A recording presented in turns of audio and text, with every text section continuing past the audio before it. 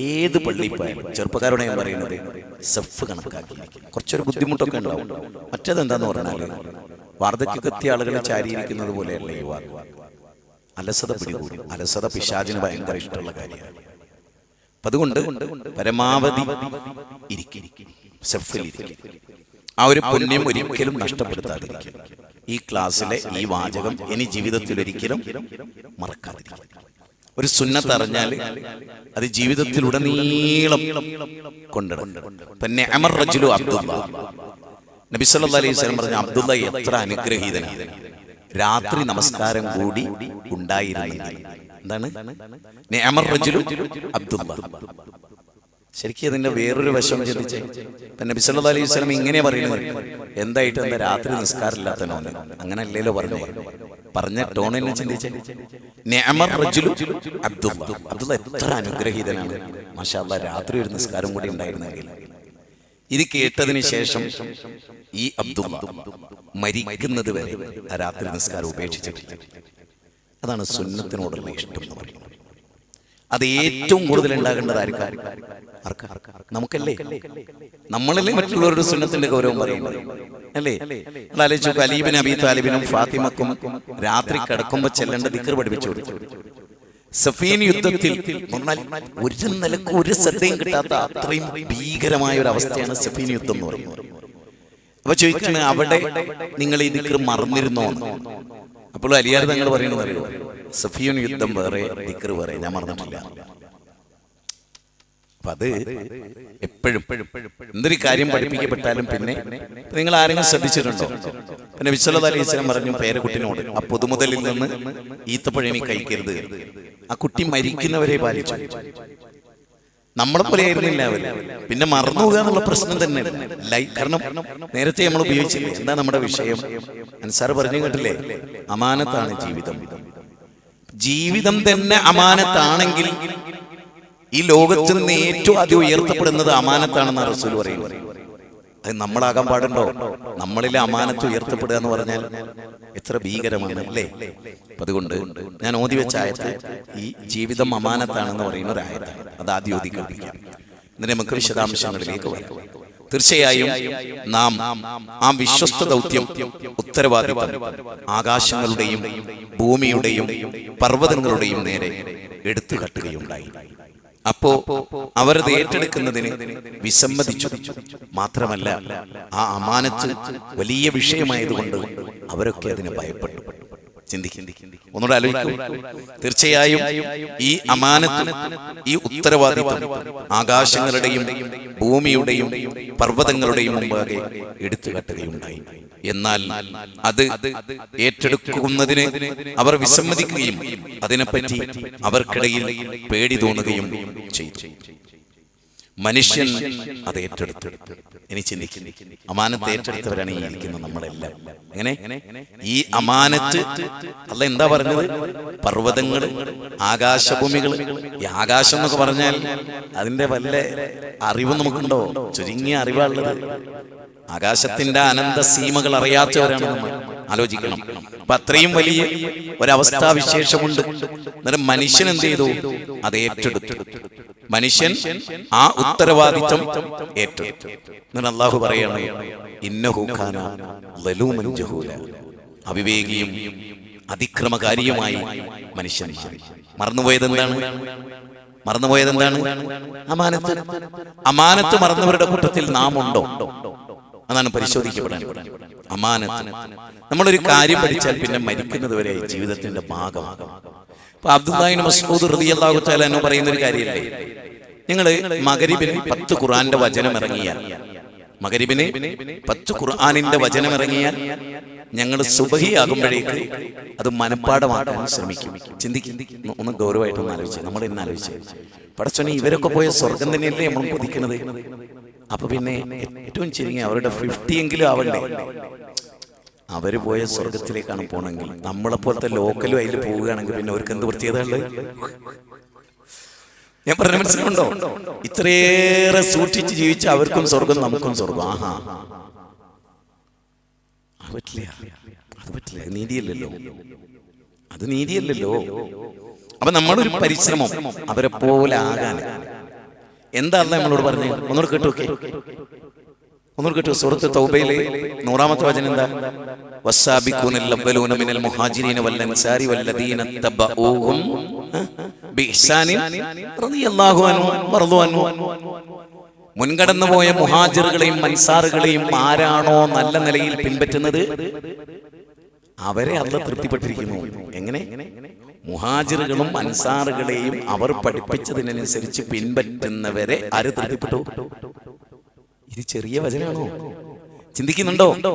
ഈ വചനത്തിന്റെ ഒരു പ്രാധാന്യം ചിന്തിക്കുന്നുണ്ടോ? അബൂബക്കർ സിദ്ദീഖിനെ പോലെ, ഉമറിനെ പോലെ, അബൂ അയ്യൂബ് അൻസാരിയെ പോലെ, അങ്ങനെയുള്ള അൻസാറുകളും മുഹാജിറുകളുമായ ആളുകളെ നല്ല നിലയിൽ പിൻപറ്റുന്നവർ, അവരുടെ പ്രത്യേകത എന്താണ്? അവരെ അല്ലാഹ് ഇഷ്ടപ്പെടും, അവർ അല്ലാഹുവിനെ ഇഷ്ടപ്പെടും. സമ്മതിച്ചോ? അപ്പോ പർവ്വതങ്ങളുടെ നേരെയൊക്കെ എടുത്തു കാണിച്ച ഈ അമാനത്ത് ഇത് നമ്മളെ ഏറ്റെടുത്തു. പക്ഷേ ഇന്നഹു കാന വലൂമൻ ജഹൂല, കടുത്ത അക്രമിയും അവിവേകിയുമായി മനുഷ്യൻ മാറി. ഒന്ന് സടകുടഞ്ഞ് എഴുന്നേൽക്കേണ്ട സമയം അത്. അവസാനത്തെ 10 എന്ന് പറഞ്ഞാൽ അരക്കെട്ട് മുറുക്കി ഉടുത്തു. ആര്? റസൂലുള്ളാഹി സ്വല്ലല്ലാഹി അലൈഹി വസല്ലം. പിന്നെ അഹ്ലിനെ, കുടുംബത്തെ വിളിച്ചു. കൊടുങ്കാറ്റ് പോലെ സദഖ ചെയ്തു. ആര്? ചെറ്റക്കുടിൽ ജീവിക്കുന്ന നബി. അങ്ങനെ കൊടുങ്കാറ്റ് പോലെ ആര്? ഒരു ചെറ്റക്കുടിൽ ജീവിച്ച ആള്. കിട്ടുന്നത് എന്തും. ഒരു അസർ നമസ്കരിച്ചു, ഒരു അസർ നമസ്കരിച്ചു, സലാം വീട്ടി. മുത്തുദൂതർ അസർ നമസ്കരിച്ചു, സലാം വീട്ടിയിട്ട് കൊടുങ്കാറ്റ് പോലെ ഓടുകയാണ്. പെട്ടെന്ന് തന്നെ എഴുന്നേറ്റ് നബി സല്ലല്ലാഹു അലൈഹി വസല്ലം ഒരൊറ്റ പോക്കാണ്. അത് സഹാബത്തിന് വലിയ ഫീലിംഗ് ഉണ്ടാകും. നബിയുടെ പെട്ടെന്നുള്ള പ്രതികരണം ഒക്കെ അവർക്ക് എന്ത് ചെയ്യും? അവർക്ക് ബുദ്ധിമുട്ടുണ്ട്. നബി സല്ലല്ലാഹു അലൈഹി വസല്ലം പെട്ടെന്ന് ഒരു ചെരുപ്പ് അയച്ചു വെച്ചു. നിസ്കരിച്ചുകൊണ്ടിരിക്കുമ്പോൾ, മരുഭൂമിയിൽ നിസ്കരിച്ചുകൊണ്ടിരിക്കുമ്പോൾ ഒരു ചെരുപ്പ് അയച്ചാട് വെച്ചു. അപ്പൊ പടപടപടപടാന്ന് സഹാബത്തൊക്കെ ഒരു ചെരുപ്പട്ട് അയച്ചു വെച്ചു. എന്ന് പറഞ്ഞാൽ നബി ചെയ്തു, എന്തോ ഇല്ലാതെ നബി ചെയ്യില്ല, അവരെല്ലാരും ചെയ്തു. നിസ്കാരം കഴിഞ്ഞപ്പോൾ റസൂൽ ചോദിച്ചു, നിങ്ങൾ എന്തിനാ ചെരുപ്പ് അയച്ചു? നിങ്ങൾ അയച്ചു, നിങ്ങൾ ഞങ്ങളുടെ റസൂലാണ്, നിങ്ങളെ പിൻപറ്റാൻ നിങ്ങൾ പഠിപ്പിക്കപ്പെട്ട്. നോക്കണേ, അപ്പൊ അല്ലാഹ് അവരെ ഇഷ്ടപ്പെട്ടു എന്ന് പറയുമ്പോൾ എത്രയായിരിക്കും അവരുടെ പ്രത്യേകത, അല്ലേ? അപ്പൊ റസൂല് പറയുന്നത്, ഞാൻ ചെരുപ്പ് അയച്ചത് ജിബ്രീൽ വന്നു എന്റെ അടുത്ത്. നിങ്ങൾ കാണൂലല്ലോ ജിബ്രീൽ, എന്റെ ഒരു ചെരുപ്പിൽ നജസ് ഉണ്ട് എന്ന് പറഞ്ഞു, അതുകൊണ്ട് ഞാൻ അയച്ചു വെച്ചതാണ്.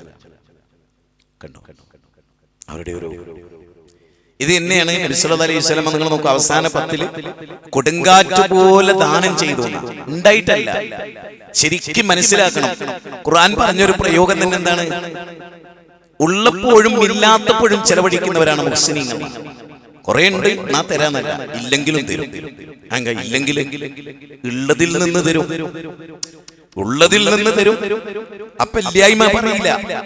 കുറച്ച് പണ്ട് കൊടുത്തപ്പോ 1 ലക്ഷം കൊടുത്തിരുന്നു, ഇപ്പൊ 1000 കൊടുക്കാനുള്ളൂ, മതി, 1000 മതിന്നേ. അതുകൊണ്ടല്ലേ അല്ലദീന യുൻഫിഖൂന ഫിസ്സറാഇ വല്ലറാഇ എന്ന് പറഞ്ഞു. ഉള്ളപ്പോഴും ഇല്ലാത്തപ്പോഴും. എന്നിട്ട് അല്ലാഹ് എന്താ ഉപയോഗിച്ച പദം? വല്ലാഹു യുഹിബ്ബുൽ മുഹ്സിനീൻ. ആ മുഹ്സിനീങ്ങളെ അല്ലാഹ് ഇഷ്ടപ്പെടുന്നു. 3-ാം അധ്യായം 134-ാമത്തെ വചനം. 3-ാം അധ്യായം 134-ാമത്തെ വചനം, അല്ലേ? വളരെ ക്ലിയർ ആണ്. ഇനി ഞാൻ പറഞ്ഞ വാചകം പൂർത്തീകരിക്കും. അസർ നമസ്കരിച്ചു, സലാം വീട്ടി. പെട്ടെന്ന് നബി എഴുന്നേറ്റ് പോയപ്പോ സ്വഹാബത്ത് ഓടി നബിയുടെ പുറകെ. എന്ത് നബി ഇത്ര ധൃതിയിൽ? അപ്പൊ അല്ലാഹുവിന്റെ റസൂൽ പറയുന്നത്, നീ കേട്ടോ, അതെ, അസറിന് മുമ്പ് എനിക്ക് കുറച്ച് ഗോൾഡ് കിട്ടിയിരുന്നു, സ്വർണം. അസറിന്റെ മുമ്പ് കിട്ടിയ സ്വർണം അസർ ജമാഅത്തിന് മുമ്പ് ദാനം ചെയ്യേണ്ടതായിരുന്നു, മറന്നു. താമസിച്ചുകൂടാ. ഒന്ന് ചിന്തിച്ചോളി. അസറിന്റെ തൊട്ട് മുമ്പ് കിട്ടിയ സ്വർണം അസറാകുമ്പോഴേക്ക് ദാനം ചെയ്യാത്തതിന്റെ പേരിൽ ഹൃദയമടിച്ച ആളുടെ പേരാണ് ആര്? മുഹമ്മദ് നബി സല്ലല്ലാഹു അലൈഹി വസല്ലം. നമുക്കോ 10 ലക്ഷം റുപ്യ വീട്ടിലുണ്ട്, ഉള്ളു പറയാണ് എടുക്കണ്ട, എന്തിനെടുക്കണ്, ഞങ്ങൾക്ക് എത്ര കുട്ടികളുണ്ട്, അതിന്റെ ജീവിതം എന്താണ്, എന്തിനു വെറുതെ എടുക്കണ്. എന്നാൽ നബി സല്ലല്ലാഹു അലൈഹി വസല്ലം അങ്ങനെയല്ല. മരിക്കാൻ നേരം നബിക്ക് ബോധക്ഷയുണ്ടായി. നബി സല്ലല്ലാഹു അലൈഹി വസല്ലമക്ക് ബോധം വന്നപ്പോൾ നബി സല്ലല്ലാഹു അലൈഹി വസല്ലം എന്തേ ചോദിക്കണത് ആയിഷ ബീവിനോട്? 7 ദീനാർ ദാനം ചെയ്തോ ആയിഷ? 7 ദീനാർ ദാനം ചെയ്തോ? ഇല്ല നബിയേ, നിങ്ങൾ എന്റെ മടിയിൽ കിടക്കുമ്പോ ഞാൻ എങ്ങനെ ദാനം ചെയ്യും നബിയേ? നബിക്ക് വീണ്ടും ബോധക്ഷയം ഉണ്ടാകും, വീണ്ടും നബി ബോധത്തിലേക്ക് വരും. ആയിഷ ദാനം ചെയ്തോ ആയിഷ? ആവർത്തിച്ച് ചോദിക്കാൻ 7 ദീനാർ. ഏറ്റവും അത്ഭുതം എന്താ അറിയുന്നത്? നബി സല്ലല്ലാഹു അലൈഹി വസല്ലം വഫാത്തായി കുറച്ച് ദിവസങ്ങൾ പിന്നിട്ടു. ഖിലാഫത്തുർ റാഷിദയുടെ കാലം തുടങ്ങി. അബൂബക്കർ സിദ്ദീഖ് റളിയല്ലാഹു അൻഹു ഖലീഫയാണ്. അപ്പൊ അലി ഇബ്നു അബീ ത്വാലിബും ഫാത്തിമയും രണ്ടുപേരും കൂടെ ഖലീഫയുടെ അടുത്ത് വന്നിട്ട് ഒരു കാര്യം പറഞ്ഞു. ഫാത്തിമ ബീവി, അമീറുൽ മുഅ്മിനീൻ, അങ്ങയോട് എനിക്കൊരു കാര്യം പറയണം. എൻ്റെ ഉപ്പ 10 സെന്റ് ഭൂമി ഉണ്ടായിരുന്നു ഉപ്പക്ക്. അതിപ്പോ സർക്കാരിന്റെ അണ്ടറിലാണ്, ഭരണകൂടത്തിന്റെ അണ്ടറിലാണ്. ആ 10 സെന്റിന്റെ ഉപ്പൻ്റെതാണ്. എനിക്ക് തന്നൂടെ? ആരാ ചോദിക്കണേ? നബിയുടെ കരളിന്റെ കരളായ നബിയുടെ മോള് ഫാത്തിമ.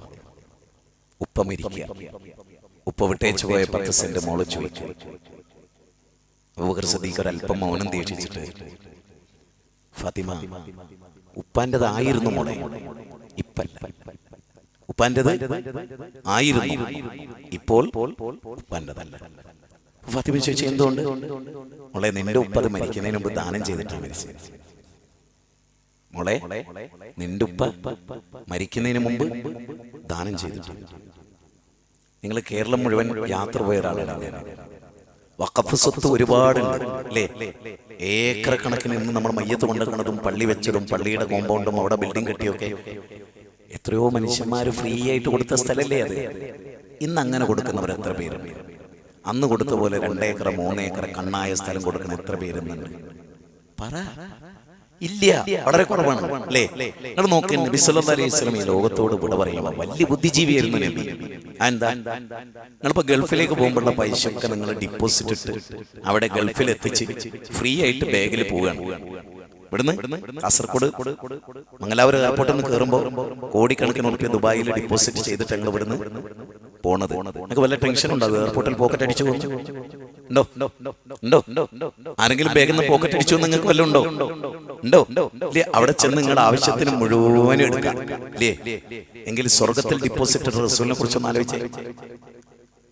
ഈസാ നബി എന്താ പറയുന്നത്? നിങ്ങൾ സ്വർഗത്തിൽ നിക്ഷേപം കരുതുക. ഈസാ നബിന്റെ വല്ലാത്തൊരു വാക്കാത്. ഈസാ നബി പറയുന്നത് നിങ്ങൾ സ്വർഗത്തിൽ നിക്ഷേപം കരുതുക. എന്നിട്ട് എന്താ പറയുന്നത് അറിയോ? ചായ തിന്നു പോവുകയില്ല, പ്രാണികളും മണ്ടുകളും തുരക്കുകയില്ല, കള്ളന്മാർ മോഷ്ടിക്കുകയില്ല. വല്ലാത്തൊരു, ശരിക്കും ചിന്തിച്ചു നോക്കി.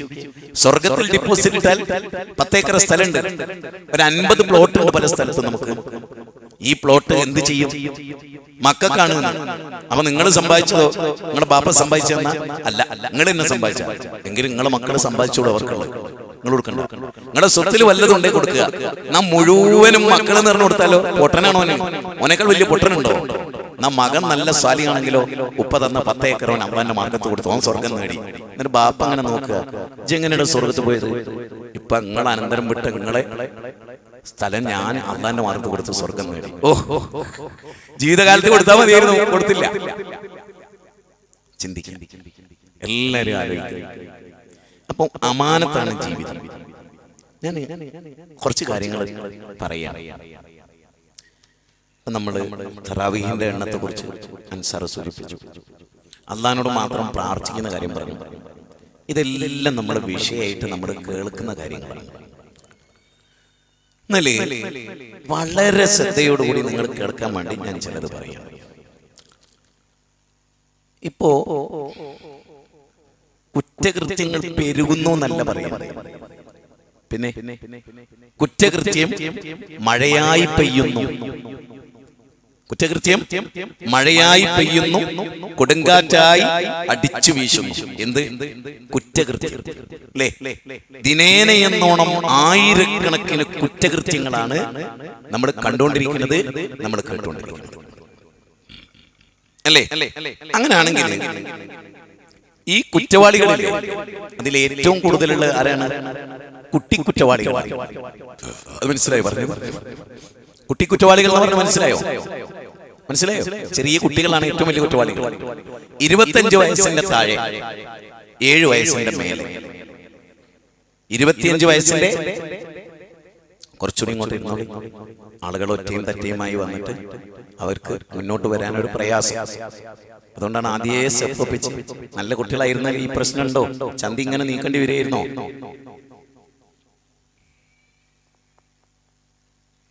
ഫ്രണ്ട്ലി ടോക്കാട്ടോ, വേറൊന്നും വിചാരിക്കില്ല. ഇഷ്ട എല്ലാരെയും.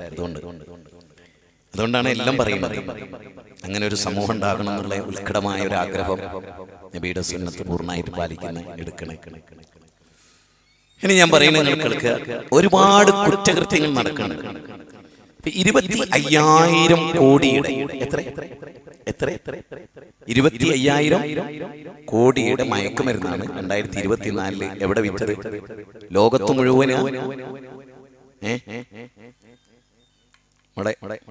എരട്ടന്റെ നാട്ടിൽ. എന്താ മനസ്സിലായോ? എരട്ട എന്തൊരു പേരില്ലേ? എരട്ട. ഭയങ്കര ക്രെഡിറ്റാ. മൂപ്പര കാലഘട്ടത്തിലാണ് ഇത്രയേറെ കഞ്ചാവ് വിറ്റത്. മൂപ്പര് ഭയങ്കര ലടാ. മൂപ്പര ആഭ്യന്തരം ഗംഭീര അല്ലേ? തോന്നിയില്ലേ നിങ്ങൾക്ക്? അടുത്ത പൈസ വോട്ട് ചെയ്യണം, അപ്പൊ 50,000 കോടി ഉണ്ടാവും. ഗംഭീരം. ക്ഷമിക്കട്ടോ, പൊളിറ്റിക്സ് അല്ല, ധാർമ്മിക രക്ഷ പറയും. 25,000 കോടിയുടെ മയക്കുമരുന്ന്. നിങ്ങളോട് ചോദിക്കും, അത്രയും മയക്കുമരുന്ന് ആരാ ഉപയോഗിച്ച്? അതിന്റെ 90% ഉപയോഗിച്ച് ആരാ അറിയുന്നത്? എന്റെ കണക്കല്ലോ, സർക്കാർ ഔട്ട് ചെയ്ത കണക്കാ പറയും. സർക്കാർ തന്നെയാണ് ഇത് ഔട്ട് ചെയ്യുന്നത്. വലിയ സന്തോഷത്തിൽ ഔട്ട് ചെയ്യുന്നത്. കഴിഞ്ഞ സർക്കാർ ചോദ്യം എന്നറിയോ? കഴിഞ്ഞ സർക്കാരിന് കേരളത്തിൽ എത്ര ബാറുണ്ടായിരുന്നു? 1000. ഇപ്പോൾ എത്ര ഉണ്ട്? 10 ലക്ഷം. ആരാ മെച്ചം?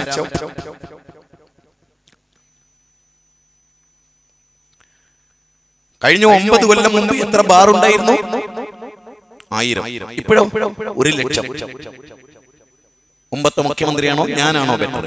അതാ ചോദിക്കുന്നത്. 3.5 കോടിയിൽ എത്ര പേർക്ക് 10 കൊല്ലം മുമ്പ് കള്ളിട്ടിരുന്നു? 1 കോടി. ഇപ്പോഴോ 2.5 കോടി. മെച്ചം. സൂപ്പർടാ, സൂപ്പർ. നിങ്ങൾക്ക് മനസ്സിലായിട്ടുണ്ടാവും. നിങ്ങൾക്ക് ഇനി മനസ്സിലായിട്ടില്ല, ഇനി മനസ്സിലാക്കണ്ട കേട്ടോ. അപ്പോ ഈ കുറ്റകൃത്യങ്ങളൊക്കെ ഇനി ഞാൻ പറയണെന്ന് ശ്രദ്ധിച്ചോളൂ കേട്ടോ. 70% ഈ 25,000 കോടിയിൽ 70% മയക്കുമരുന്ന് ഉപയോഗിച്ചാരറിയാം? 10 വയസ്സിന്റെയും 15 വയസ്സിന്റെയും ഇടയിലുള്ള കുട്ടികൾ എന്ന് പറഞ്ഞാല് 5ാം ക്ലാസ് മുതൽ 10ാം ക്ലാസ് വരെയുള്ള കുട്ടികൾ 70%. ഇനി ബാക്കി എത്രയുണ്ട്? എത്ര ശതമാനം ഉണ്ട്? 30. അതിൽ 20% 15 വയസ്സിന്റെയും 19 വയസ്സിന്റെയും. സ്കൂളും ക്യാമ്പസും ആണ് എന്ത് ചെയ്യണത്? ഇത് ഉപയോഗിക്കണം. ഇനി എത്ര ശതമാനം ബാക്കിയുള്ളത്? 3.5 കോടിയിലെ വലിയ മനുഷ്യന്മാരില്ലേ, ഒരു 10% ഉപയോഗിക്കുന്നു. ഇപ്പോഴത്തെ കുട്ടികൾ എന്താ പറയുന്നത്? കാക്കോയി നിങ്ങൾ അവിടെ ഇത് ഞങ്ങൾ സാപ്പിടട്ടെ. ഇനി ഒരു ചോദ്യം. സ്കൂളിലും കോളേജിലാണ് 90%. അതിൽ 1% മദ്രസയിൽ ഉപയോഗിക്കുന്നുണ്ടോ? മദ്രസയിൽ 1% ഉപയോഗിക്കുന്നുണ്ടോ? പിന്നെ എവിടെ ഉപയോഗിക്കുന്നത്? മദ്രസയൊക്കെ കഴിഞ്ഞ് SFI എന്ന് പറഞ്ഞ വിദ്യാർത്ഥി സംഘടനയുള്ള സ്കൂളിലും കോളേജിലും ചെല്ലുമ്പോൾ അപ്പോഴും നമ്മളെ ഇരട്ടയാള് ഉഷാർ. അപ്പൊ KT ജലീലിനോട് നമുക്ക് പറയാനുള്ള എന്തറിയോ? മദ്രസയെ പഠിച്ചപ്പോൾ ഒരു കുഴപ്പമില്ലായിരുന്നു, നിങ്ങളുടെ വിദ്യാഭ്യാസ മന്ത്രി നടത്തുന്ന സ്കൂളിലും കോളേജിലാണ് പ്രശ്നം. അപ്പൊ പ്രശ്നം എവിടെയാണ്? മനസ്സിലായോ? ഇനി നിങ്ങളൊക്കെ മക്കളെ 5ാം ക്ലാസ് വരെ മദ്രസ ഏറ്റവും ചുരുങ്ങിയത് അല്ലേ? 5ാം ക്ലാസ്സോടുകൂടി പിന്നെയോ മദ്രസ അല്ല. പിന്നെ ഇതിലെ ഭൂരിപക്ഷം അറബി കോളേജ് പഠിക്കുന്നുണ്ടോ? 1 കോടിയിലധികം വരുന്ന മുസ്ലിമീങ്ങളിൽ എത്ര പേര് മാക്സിമം എല്ലാ സംഘടനകളുടെയും കൂടെ അറബി കോളേജിൽ ഉണ്ടാവും? ചിന്തിച്ചു, നിങ്ങൾ തന്നെ ചിന്തിച്ചു. 10 ലക്ഷം പോലും ഉണ്ടാവോ? 10 ലക്ഷം പോലും ഉണ്ടാവോ? അതില് ബാക്കിയുള്ള മഹാഭൂരിപക്ഷം കുട്ടികൾ എവിടെയാ പഠിക്കുന്നത്? സ്കൂളിലും കോളേജിലും. ഞാൻ നിങ്ങളോട്, നിങ്ങൾ ഈ കേൾക്കുന്ന പോയിന്റ് ഉണ്ടല്ലോ, നിങ്ങൾ ശരിക്കും ചിന്തിക്കേണ്ട ഒരു പോയിന്റ്. ഈ കുട്ടികളെ മുഴുവനും പഠിക്കുന്ന എവിടെയാണ്? സ്കൂളും കോളേജും. സമ്മതിച്ചോ? ഇനി സ്കൂളിലെ കുട്ടികൾക്ക് നമ്മൾ സബ്ജക്ട് ബേസ്ഡ് തോറ്റാൽ എന്ത് ചെയ്യും? നമ്മൾ എന്ത് ചെയ്യും? സബ്ജക്ട് ബേസ്ഡ് മോശമായ നമ്മുടെ കുട്ടികൾക്ക് ട്യൂഷൻ കൊടുക്കും, അല്ലേ? കൊടുക്കൂലേ? സ്കൂളിൽ ട്യൂഷൻ കൊടുക്കൂലേ? അങ്ങനെ കൊടുക്കുന്ന രക്ഷിതാക്കളുണ്ടെങ്കിലും മിടുക്കന്മാരെ ഏതൊന്ന് കൈവന്തിക്കും. ട്യൂഷൻ ഇല്ലാതെ മിടുക്കന്മാരാണ് എല്ലാവരും നല്ലേ. എന്നാ ട്യൂഷൻ കൊടുക്കുന്നവരല്ലേ കൂടുതലും മദ്രസയിൽ ട്യൂഷൻ കൊടുക്കുന്നുണ്ട്. എത്ര മുജാഹിദ് തന്റെ കുട്ടിക്ക് മദ്രസയിലെ സബ്ജക്റ്റിൽ തോറ്റു അല്ലെങ്കിൽ മെച്ചല്ല എന്ന് തോന്നിയിട്ട് ട്യൂഷൻ കൊടുത്തിട്ടുണ്ട് എന്ന് പറഞ്ഞാൽ അതിന്റെ അർത്ഥം എന്താ? മുജാഹിദിന് പോലും ദുനിയാവാണ് ഒന്നാമത്തെ. ദേഷ്യം പിടിക്കണ്ടോ? സത്യല്ലേ? ഞാൻ പറഞ്ഞു സത്യമല്ലേ? ഇനി അടുത്ത പോയിന്റ്. നിങ്ങളെ കുട്ടി സ്കൂളിൽ പോകുന്നത് കുറച്ച് കൂടുതൽ സമയം സ്കൂളിൽ ഇരിക്കുന്നു, അല്ലേ? മദ്രസയിൽ കൊണ്ടാക്കി ചെക്കൻ ഇങ്ങനെ ചന്തി ഊന്നുമ്പോഴേക്ക് ഉണ്ടാവും സ്കൂൾ ബസ്. അപ്പൊ അവിടുന്ന് ഉസ്താദേ, റിദ്വാന്റെ അമ്മയാണ്, ഓന്റെ വണ്ടി വന്നിട്ടുണ്ട് ഉസ്താദേ. നേരെ മറിച്ച് സ്കൂളിന്റെ മുമ്പിൽ മാഷേ, ഗണേശൻ മാഷേ, മദ്രസയിലേക്കുള്ള ബസ് വന്നിട്ടുണ്ട്, വിടണം എന്ന് പറഞ്ഞിട്ടുണ്ട് ആരെങ്കിലും? അപ്പൊ കുഴപ്പം മദ്രസിന്റെതാണോ കുഴപ്പം സ്കൂളിൻ്റെതാണോ? KT ജലീലിനാണ്.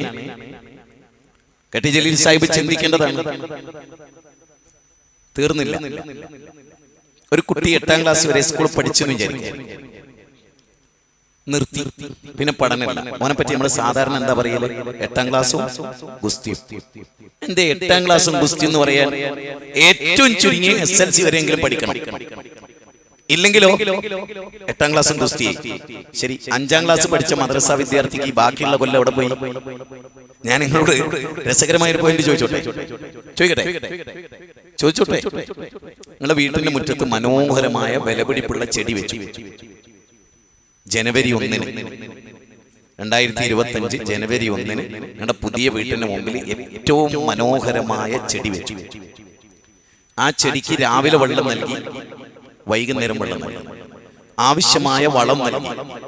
അതിൽ വല്ല കീടമോ വല്ലതും തിന്നുന്നുണ്ടോ, ചായ വളരുന്നുണ്ടോ, അവിടെ ഇത്തിക്കണ്ണികൾ വളരുന്നുണ്ടോ എന്നൊക്കെ നല്ല ജാഗ്രത പുലർത്തി നിങ്ങൾ നോക്കി.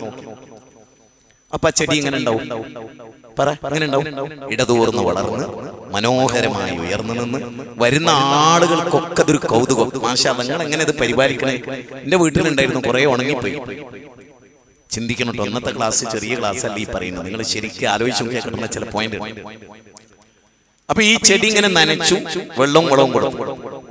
കുടുംബസമേതം എല്ലാവരും ഒന്ന് ഗൾഫിലോട്ട് പോയി 10 ദിവസം വെക്കേഷൻ. അപ്പൊ ഈ ചെടി നനച്ചുകൊണ്ടിരുന്ന ഉമ്മാന്റെ ഉപ്പാന്റെ മനസ്സിൽ ഏറ്റവും കൂടുതൽ വ്യസനം ഉണ്ടാകുക എന്താ അറിയോ?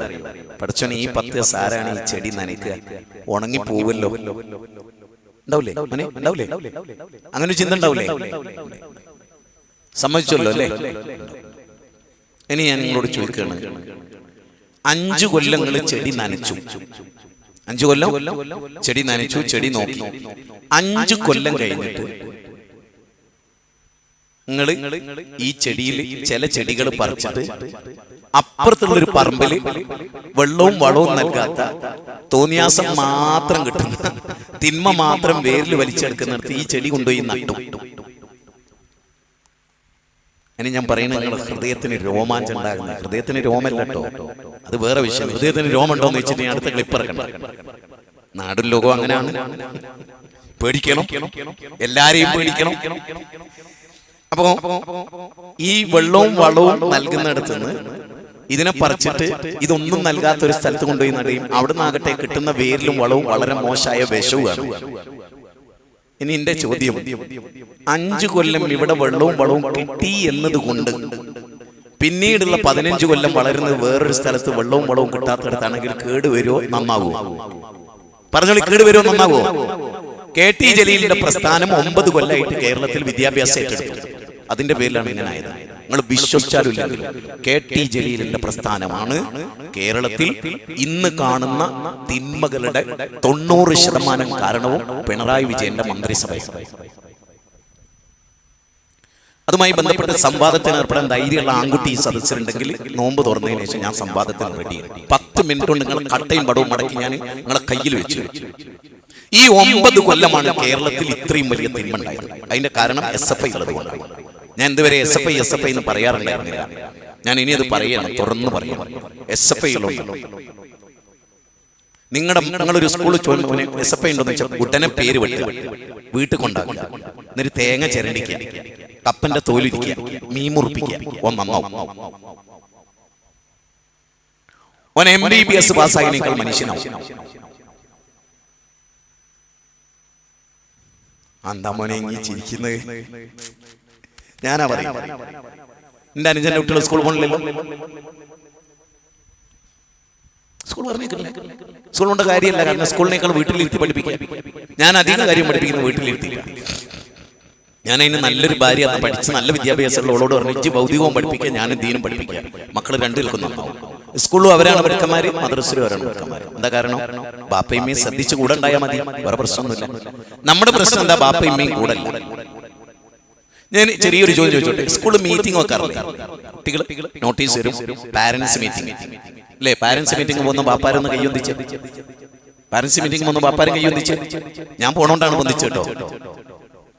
എന്നാ ഇതേ സംഗതി അവിടെ സ്ത്രീകളോട് ചോദിച്ചാൽ അവരായിരിക്കും 90% പോകുന്നത്. ശരിയല്ലേ? ഉമ്മമാരാണ് 90% എവിടെ പോണത്. അപ്പൊ എന്ത് ചെയ്യുന്ന ഇപ്പോഴത്തെ അപകടം മനസ്സിലായിട്ടില്ലെങ്കിൽ വിദ്യാഭ്യാസ മന്ത്രി ഇറക്കി എന്തെങ്കിലുമൊക്കെ രേഖകൾ ഉണ്ടാവും ഇനി വരുന്ന ഭാവിയിൽ. അത് ഇംഗ്ലീഷിലായിരിക്കും മാഷ് പറയാ. നമ്മളെ വീട്ടിൽ നിന്ന് വന്ന ഉമ്മമാർക്ക് ഈ ഇംഗ്ലീഷ് ഒന്നും തിരിയില്ല അധികവും. അപ്പൊ ഒരിങ്ങനെ കിട്ടും. അപ്പൊ അത് പാസ്സായത് എന്തറിയോ? എന്റെ കുട്ടീനെ തുണി കൊടുക്കാൻ പാടില്ല എന്നുള്ളതായിരുന്നു വായിച്ചേ. പക്ഷെ തള്ളക്കത് മനസ്സിലായില്ല. പക്ഷെ ആണുങ്ങൾ പോയാലോ അവർക്ക് ലോകം തിരിയുന്നുണ്ട്. ഒരു പറയും ഇത് നടപ്പാക്കാൻ വരട്ടെ. അതുകൊണ്ട് ഇനി ഒരൊറ്റ മീറ്റിംഗിലും പെണ്ണുങ്ങൾ പറഞ്ഞേക്കണേ. പെണ്ണ് ആണ് ഒന്നിച്ചു പോകാനാ പറയണമെങ്കിൽ രണ്ടാളും കൂടി പോവുക, അല്ലെങ്കിൽ ബാപ്പാരാണ് പോകുന്നത്. ഈ കുട്ടിയുടെ മസൂലിയത്ത് ആർക്കാ? ഉമ്മാക്കാണോ ബാപ്പാക്കാണോ? ബാപ്പാക്കാണോ? ബാപ്പ പോകുന്നുണ്ടോ? മക്കൾ കേടിയിരുന്നതിൽ ഒരു കാരണം എന്താണ്? ബാപ്പ സ്കൂൾ മീറ്റിംഗിൽ പോകാത്തോണ്ട്. മനസ്സിലായോ? ഉസ്താദേ, നിങ്ങൾ ഇങ്ങനെ പൊളിച്ചെഴുതിയാൽ ഞങ്ങളൊക്കെ കുറ്റക്കാരാണ് എന്നാ പറയുന്നത്. ഞാൻ അങ്ങനെ നിങ്ങൾ കുറ്റക്കാരാണെന്ന് സ്ഥാപിക്കാനിപ്പം ഇവിടെ വന്നത്. പൈവളികയിൽ നമ്മൾ പ്രസംഗിച്ചപ്പോ സമസ്ത തെറ്റാന്ന് പറയാനാ വന്നത്. അപ്പൊ ഞാൻ പറയുന്നത് നിങ്ങളും തെറ്റാണെന്ന് പറയാനാ. ഏത് കാര്യത്തിൽ? ഈ കാര്യത്തിൽ നിങ്ങളെല്ലാവരും ഒന്ന് ചിന്തിക്കും. കുട്ടി മദ്രസയിലേക്ക് പോകുമ്പോ ഇല്ലാത്ത പേടി കുട്ടി സ്കൂളിലേക്ക് പോകുമ്പോ നിങ്ങൾക്ക് ഉണ്ടോ? എന്റെ ചോദ്യമാണ്, ആത്മാർത്ഥമായ ചോദ്യം. കുട്ടി സ്കൂളിലേക്ക് പോകുമ്പോ നിങ്ങൾക്ക് കുട്ടി മദ്രസ പോകുന്നതിനേക്കാൾ പേടിയുണ്ടോ? ഇല്ലോ. കുട്ടി പള്ളിയിൽ പോകുമ്പോഴേക്കാൾ കുട്ടി സിനിമക്കാ പോകണമെന്ന് നിങ്ങൾക്ക് പേടിയുണ്ടോ? ഇല്ലേ. കുട്ടി പള്ളിയിൽ ഇരിക്കാതിരിക്കാനാ വരുന്നതെന്നും കുട്ടി കൂട്ടുകാരുടെ കൂടെ ടൂറിനാണ് പോകുന്നതെന്ന് ഏതാ നിങ്ങൾക്ക് പേടി? പറ, ഏതാ പേടി? മുമ്പ് നിങ്ങൾക്ക് സ്കൂളിലേക്ക് പോകുമ്പോ പേടി ഉണ്ടായിരുന്നു. കുട്ടി കാൽനടയായി നടന്നു പോകുന്ന കാലത്ത്, കഷ്ടപ്പെട്ട് കതച്ചു ഓടി സ്കൂളിൽ പോകുന്ന കാലത്ത്, കപ്പ തിന്ന് പോകുന്ന കാലത്ത്, വറുത്ത അരി കട്ടൻ ചായയിലിട്ട് കുടിച്ച കാലത്ത്, ഈ ഇരിക്കുന്ന നമ്മളൊക്കെ തന്നെ നമ്മുടെ ഉമ്മക്ക് പേടി ഉണ്ടായിരുന്നോ? ഇന്ന് നമ്മുടെ ഭാര്യ പറയുന്നത് എന്താണ്? ഓൻ വീട്ടിൽ സ്കൂളിൽ പോയി വരുന്നവരെ നെഞ്ചിട്ടിക്കുകയാണ് അല്ലേ? എത്രത്തിന് കൊന്നിട്ടാ വരിക? അങ്ങനല്ലേ? ഇപ്പൊ 15 വയസ്സുള്ള കുട്ടികൾ പറയണം, നീ ഒന്ന് പോയി നോക്കൂ, എന്റെ കണ്ണ് ഞാൻ അടിച്ച് തകർത്തിട്ടുണ്ട്, ഓന്റെ തലച്ചോറ് ഞാൻ പൊട്ടിച്ചിട്ടുണ്ട്. ഇങ്ങനെ പറയുന്ന ഒരു കാലം മാത്രമാണോ അവിടെ ഉള്ളത്? ഞങ്ങളോട് ചോദിക്കട്ടെ, എന്റെ ഒരു അവസ്ഥ പറയാം. ഞാൻ ഒരാളോട് തെറ്റിയ ചീത്ത പറയുകയോ ചെയ്താൽ അന്ന് എനിക്ക് ഉറക്കേ വരൂല. അപ്പൊ ഒരാളെ അടിച്ചാലോ? ഒരാളെ കൊന്നാ നമുക്ക് പരീക്ഷ എഴുതാൻ കഴിയുമോ? ഒരാളെ കൊന്നിട്ടും അന്തസ്സായിട്ടിരുന്ന് ഡയലോഗ് അടിച്ച് പരീക്ഷ എഴുതാൻ കഴിയണമെങ്കിൽ ഈ മക്കളുടെ മാനസികാവസ്ഥ എന്താണ്? ചിന്തിച്ചിട്ടുണ്ടോ? ഈ മക്കളുടെ മാനസികാവസ്ഥ, കുറ്റബോധം. നിങ്ങളിപ്പോ എന്താ പറയുന്നത്? ഓന് യാതൊരു പ്രശ്നമില്ല, ചിരിച്ചു കളിച്ച് താക്കോൽ. ഒരാളെ കൊന്ന് വിശക്കുന്ന് ബിരിയാണി തിന്നിട്ടാകെ അടുത്ത ആളെ കൊല്ലല്. ഈ 9 കൊല്ലത്തെ പോലെ എങ്ങനെ ഒരു മാനസികാവസ്ഥ വേറെ ഉണ്ടായിട്ടുണ്ട്? ഇപ്പൊ സംഭവിക്കുന്ന ഒരു വലിയ പ്രശ്നം ഞാൻ പറഞ്ഞോട്ടെ. 5 ആളെ കൊന്നല്ലോ, 6ാമത്തെ ഉമ്മാനെ അടിച്ച് പരിക്കേൽപ്പിച്ച ആവശ്യം. ആ സംഭവം ഇപ്പൊ നമ്മുടെ മനസ്സൊന്ന് മറന്നു. കാരണം എന്താ? അതിന് ശേഷം ആയിരക്കണക്കിന് ഇതേപോലത്തെ ഉണ്ടാകുന്നത്. അപ്പൊ നമ്മൾ മുമ്പ് ചെയ്തതിന് എന്തെങ്കിലും ചെയ്തോ സർക്കാർ എന്ന് നോക്കാൻ നമുക്ക് നേരല്ല. പോലീസുകാർക്ക് എന്നെ നേരല്ല. കാരണം ഒന്ന് കഴിഞ്ഞ് ഒരു ദിവസം 1 ലക്ഷം കഞ്ചാവിന്റെ പിടിക്കുന്നത്. അപ്പൊ നിങ്ങളൊക്കെ ചോദിക്കും, ഇതെന്താ കഞ്ചാവ് ഇങ്ങനെ കാറ്റ് പോലെ ഒഴുകി നടക്കുകയാണ്? അതെ, ആഭ്യന്തര വകുപ്പിന്റെ അറിവോടുകൂടി പിണറായി വിജയന്റെ ഒത്താശയോടുകൂടി കഞ്ചാവ് വിൽക്കുന്നു കേരളത്തിൽ. നിങ്ങൾ ശരിക്കും മനസ്സിലാക്കി. ആഭ്യന്തര വകുപ്പ് ശക്തമല്ല. കാരണം എന്താ? മുഖ്യമന്ത്രി 4 ആളെ സഹായം കൊണ്ട് നടക്കുന്ന ഒരാളാണ്. അതുകൊണ്ട് എന്ന് പറഞ്ഞതിന്റെ അർത്ഥം എന്താ? സ്വന്തമായിട്ട് എണീറ്റ് നടക്കാൻ ശേഷിയില്ലാത്ത ഒരാളെ കയ്യിലാണ് ആഭ്യന്തരം. അപ്പൊ പിന്നെ തലച്ചോറും മാനസികാവസ്ഥയൊക്കെ എന്തായിരിക്കും? ആ വാർദ്ധക്യത്തിന്റെ എല്ലാ ദുർബലതയും അവിടെ മാറിക്കൊടുക്കുക. 28-30 വയസ്സുള്ള കുട്ടികളെ പിടിച്ചിട്ട് മറ്റു പല രാജ്യങ്ങളും നോക്കി 21 വയസ്സുള്ള പെണ്ണായിരിക്കും അവിടുത്തെ ഏറ്റവും വലിയ മുന്തിയ പ്രധാനമന്ത്രി പത്തിരിക്കുന്നത്. ഓൾക്ക് ലോകം തിരിയും, ബുദ്ധി ഉണ്ടാവും. നിങ്ങൾ കേരളത്തിൽ തന്നെ ചില ആളുകളെ നോക്ക്. മന്ത്രി ഗണേശൻ, മന്ത്രി മുനീർ, ഒരു ഗതാഗതവും ആഭ്യന്തരവും കൈകാര്യം ചെയ്ത കാലത്ത് എത്ര ബെറ്റർ ആയിരുന്നു. എന്താ? ഒരു ചെറുപ്പക്കാരായിരുന്നു. ഇത് വിട്ടുകൊടുക്കൂല. 110 വയസ്സായി അടിച്ചിങ്ങനെ മുഖ്യമന്ത്രി പദം പിടിച്ചാണ്. കേരളം ഇങ്ങനെ ആയത് മതം പ്രശ്നമൊന്നുമല്ല. മതത്തിന്റെ പണ്ഡിതന്മാർ അവരുടെ ദൗത്യം നിർവഹിക്കുന്നില്ല, അതൊരു വേറൊരു പ്രശ്നമാണ്. പക്ഷെ ഇവിടുത്തെ ഭരണകൂടം എന്ത് ചെയ്യുന്നു? ചെറിയൊരു പൊതി കഞ്ചാവ് അല്ലെങ്കിൽ MDMA, ചെറിയൊരു പൊതി കാസർഗോഡ് നിന്ന് പൈവളികയിൽ നിന്ന് പിടിക്കുക. കാസർഗോഡ് ജില്ലന്റെ വിവിധ ഭാഗത്ത് നിന്ന് 10 ഗ്രാമിന്റെ ഇതുപോലുള്ളതൊക്കെ പിടിക്കുക. അതിന് എന്ത് മനസ്സിലായി? കിൻഡൽ കണക്കിനുള്ളിടത്ത് നിന്ന് ചെറിയ പേക്കാക്കിയിട്ട് ഈ സാധനം വിടുക എന്ന് മനസ്സിലായോ? അതെങ്കിലും മനസ്സിലാക്കാനുള്ള ബുദ്ധി നമുക്കുണ്ടല്ലോ. അപ്പൊ ഇവിടെ ഏതോ ഗോഡൌണിൽ ഈ സാധനം ഉണ്ട്. ആ ഗോഡൌൺ സെർച്ച് ചെയ്യേണ്ടത് ആരുടെ ബാധ്യതയാണ്? പറ. ഇത് ഒന്നിച്ച് വന്ന് 25,000 കോടിന്റെ മയക്കുമരുന്ന് എന്ന ചെങ്ങൈമാരെ ആവിയ കാറ്റ. ഇത് എവിടെങ്കിലും കൊണ്ടക്കണ്ടേ? എവിടെ കൊണ്ടുവച്ച്? കേരളത്തിൽ. എവിടുന്ന കൊണ്ടുവന്ന്? പുറത്തുനിന്ന്. അപ്പൊ 2 കാര്യം മനസ്സിലായി. എന്ത്? ഈ സ്റ്റേറ്റിലേക്ക് എന്തും കടന്നു വരാൻ ഒരു പ്രശ്നവുമില്ല. 2, സ്റ്റേറ്റ് കടന്നു വന്നത് സുരക്ഷിതമായിട്ട്. എന്നിട്ട് എവിടെയാ പിടിക്കുന്നത്? 10 ഗ്രാം ഉപയോഗിച്ചാണ് കോളർക്ക് ഇങ്ങനെ പിടിച്ചിട്ട് സോഷ്യൽ മീഡിയയിൽ പോലീസ് കുട്ടികളെ കാലെടുത്തിട്ട് അടി. പറഞ്ഞ മനസ്സിലായി? ഏത് 1000 ടണ്ണുള്ള സ്ഥലത്തേക്ക് കയറി ചെല്ലാൻ ധൈര്യവും നട്ടെല്ലും ഇല്ലാത്തവന് 10 ഗ്രാം പിടിച്ച ചെളുക്ക പോലത്തെ ഒരു ചെക്കനെ പിടിച്ചു വെച്ചിട്ട് പോലീസ് എന്റെ ചെറുവരിലോട്ട് പിടിച്ചു വെക്കും ഞാൻ അവനെ. അതിന് പോലീസുകാർ മണ്ണടോ? അവന്റെ നിക്കറിന്റെ വള്ളിക്ക് ഇങ്ങനെ പിടിച്ചാ പോരെ, ഇങ്ങനെ കൈയിട്ടിട്ട്.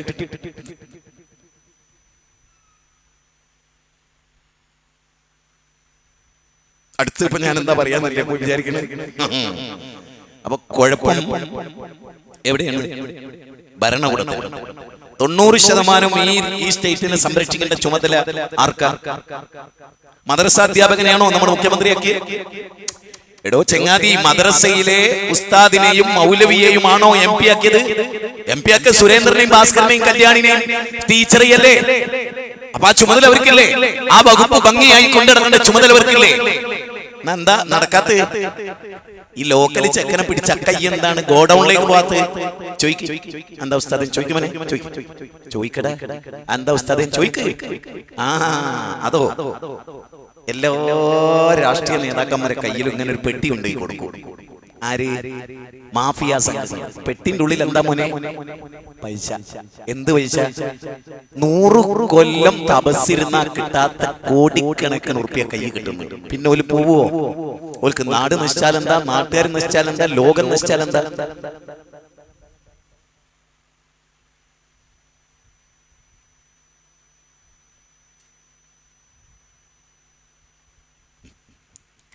ശരി, ഇനി നമുക്ക് കുടുംബം. ഇനി ഞാൻ പറയുന്നത് നമ്മളെ മാത്രം ബാധിക്കുന്ന വിഷയമാണ്. നബി സല്ലല്ലാഹു അലൈഹി വസല്ലം അസ്ർ കഴിഞ്ഞാൽ നബി സ്ഥിരം ചെയ്യുന്ന ഒരു പരിപാടി ഉണ്ടായിരുന്നു. ഒന്ന് പറയാൻ ആർക്കെങ്കിലും? അസ്ർ ജമാഅത്ത് കഴിഞ്ഞാൽ നബി വീട്ടിൽ നിന്ന് പുറത്തിറങ്ങും. എന്നിട്ട് എന്തേ ചെയ്തിരുന്നത്? പറ, ആരെങ്കിലും ഒരാൾ പറ. ഭാര്യ വീട്ടിൽ പോവും. പിന്നെ മക്കളെ പ്രത്യേകമായിട്ട് കാണാൻ വേണ്ടി. അതിലുണ്ട് ഫാത്തിമ, ഇബ്രാഹിം ആയിരുന്നു ലാസ്റ്റ് ഉണ്ടായിരുന്നത്. അപ്പൊ നബി എന്ത് ചെയ്യുന്ന? അസ്ർ കഴിഞ്ഞാൽ ഫാത്തിമ ബീവിന്റെ അടുത്ത് ചെല്ലും, സലാം പറയും, ചുംബിക്കും, നെറ്റിയിൽ ചുംബിക്കും, കവിളിൽ ചുംബിക്കും. ആരാത്? നബിയാണ്. നബി ആരാണ്? ബാപ്പയാണ്. ഇതാരാണ്? മോളാണ്. കല്യാണം കഴിച്ചു കൊടുത്ത മോളെ നമ്മൾ ആരെങ്കിലും ചുംബിക്കാറുണ്ടോ? 15 വയസ്സാകുമ്പോൾ തന്നെ നമ്മളതൊക്കെ നിർത്തി. കാരണം മോള് വലുതായി. മോള് വലുതായതായിരിക്കാം, അപ്പുറത്തെ ചെക്കനല്ലേ മോള് വലുതായത്, നമുക്ക് മോളല്ലടോ. 90 വയസ്സായാലേ നമുക്ക് മോളല്ലേ. മോള് വലുതായി എന്ന് വിചാരിച്ചിട്ട് ബാപ്പാന്റെ ചുംബനത്തിന് കാമുണ്ടാവോ ചെങ്ങന്മാരെ? ഉണ്ടേ ഓൻ ചുംബിക്കരുത്. അത് ഉണ്ടെങ്കിലും ഓൻ അങ്ങോട്ട് ഏലത്തില്ലരുത്, ഓൻ അതിന്റെ അടുത്ത് തന്നെ കൊണ്ടുവരരുത്. അത് വേറെ വിഷയം. അക്കുള്ളൊരു ലോകത്ത് നമ്മൾ ജീവിക്കുന്നത് വേറെ വിഷയം ഞാൻ പറയും. അപ്പൊ നബി സല്ലല്ലാഹു അലൈഹി വസല്ലം ഏറ്റവും രസം എന്താന്ന് പറഞ്ഞാല് നബിയുടെ വീട് ഫാത്തിമാന്റെ നേരെ ഓപ്പോസിറ്റ്. അപ്പൊ നബിയുടെ വീട്ടിൽ ജനലില്ലേ, നമ്മളിങ്ങനെ ജനല്, അന്നൊരു തുണിക്കഷ്ണായിരുന്നു ജനല്. ഒരു തുണിക്കഷ്ണം ഇങ്ങനെ ചരടിൽ കെട്ടി, അപ്പൊ ആ തുണി ഇങ്ങനെ പൊന്തിച്ചാല് ജനല് വിൻഡോ ആയി, അതിന്റെ ഉള്ളിൽ കൂടെ അങ്ങോട്ട് കാണാം.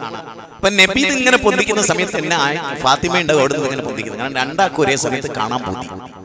നബി എവിടെ അത്രയും ആലോചിച്ചു. ഒരു ജനലിനുള്ളിൽ കൂടെ നോക്കുക നബി എന്റെ മോൾ എന്താ ചെയ്യുന്നത്. ആ സ്നേഹാണ് ഞാൻ പറയുന്നത്, ആ സ്നേഹാണ് ഞാൻ പറയുന്നത്. നമ്മളെ മക്കളെ കെട്ടിച്ചു കൊടുത്തിട്ട് വിവാഹം കഴിച്ചു കൊടുത്തിട്ട് ഒരു ഫോൺ കോൾ ചെയ്യാനുള്ള സമയമുണ്ടോ നമുക്ക്? ഉണ്ടോ? ഒരു ഫോൺ കോൾ ചെയ്തിട്ട് ബാവയെ സുഖാണോ എന്റെ കുട്ടിക്ക്, അപ്പോഴും വിളിക്കുക ചക്കരയെ നിനക്ക് സുഖാണോ, പേര് വിളിക്കുന്നു, മുത്തേ നിനക്ക് സുഖാണോ, കുഞ്ഞേ നിനക്ക് സുഖാണോ ചോദിച്ചൂടെ നമുക്ക് നമ്മുടെ മക്കളോട്? ചോദിക്കണ്ടോ? അത് കഴിഞ്ഞാൽ ഫാത്തിമനെ കണ്ടു കഴിഞ്ഞാൽ പിന്നെ നേരെ പോകണം ഇബ്രാഹിമിന്റെ ഒരു കുന്നിന്റെ മുകളിലേക്ക് ഇങ്ങനെ കയറി പോകണം. ചടുലമായി നബി കാല് വെച്ച് പോകുന്ന ഇബ്നു അബ്ബാസ് വിവരിക്കുന്നുണ്ട് റളിയല്ലാഹു അൻഹു. നബി ഇബ്രാഹിമിന്റെ അടുത്ത് പോകും, ഇബ്രാഹിമിനെ കയ്യിൽ വാരിയെടുക്കും, എന്നിങ്ങനെ മേലോട്ട് പിടിക്കും, കൊഞ്ചിക്കും, തോളിൽ കിടത്തും, ഉമ്മ വെക്കും, താരാട്ട് പാടും, കുറെ ദൂരം മുറ്റത്തൂടെ ഇങ്ങനെ നടക്കും. എല്ലാം കഴിഞ്ഞ് മഗ്‌രിബ് ആവുമ്പോഴേക്ക് നബി പള്ളിയിലെത്തും. ഞാൻ ചോദിക്കുന്നു, ലോകത്തെ ഏറ്റവും തിരക്കുള്ള പ്രവാചക തിരുമേനി ഇതായിരുന്നുവെങ്കിൽ പറയൂ, ഒരു ദിവസം സ്വന്തം മക്കളുടെ കൂടെ ഇവിടെ ഇരിക്കുന്ന പിതാക്കന്മാർ എത്ര സമയം കഴിച്ചു കൂട്ടുന്നുണ്ട്? ഒരു ഉദാഹരണം, സ്കൂളിൽ പോകുന്ന ഒരാൾ 10 മണി മുതൽ 4 മണി വരെ എവിടെയാണ് അയാളെ സഹവാസം? സ്കൂളിൽ കുട്ടികളുമായിട്ട്. ആ മണിക്കൂർ 11, 12, 1, 3, 4, 5 മണിക്കൂർ കുട്ടികളായിട്ടുള്ള ഇതാണ്.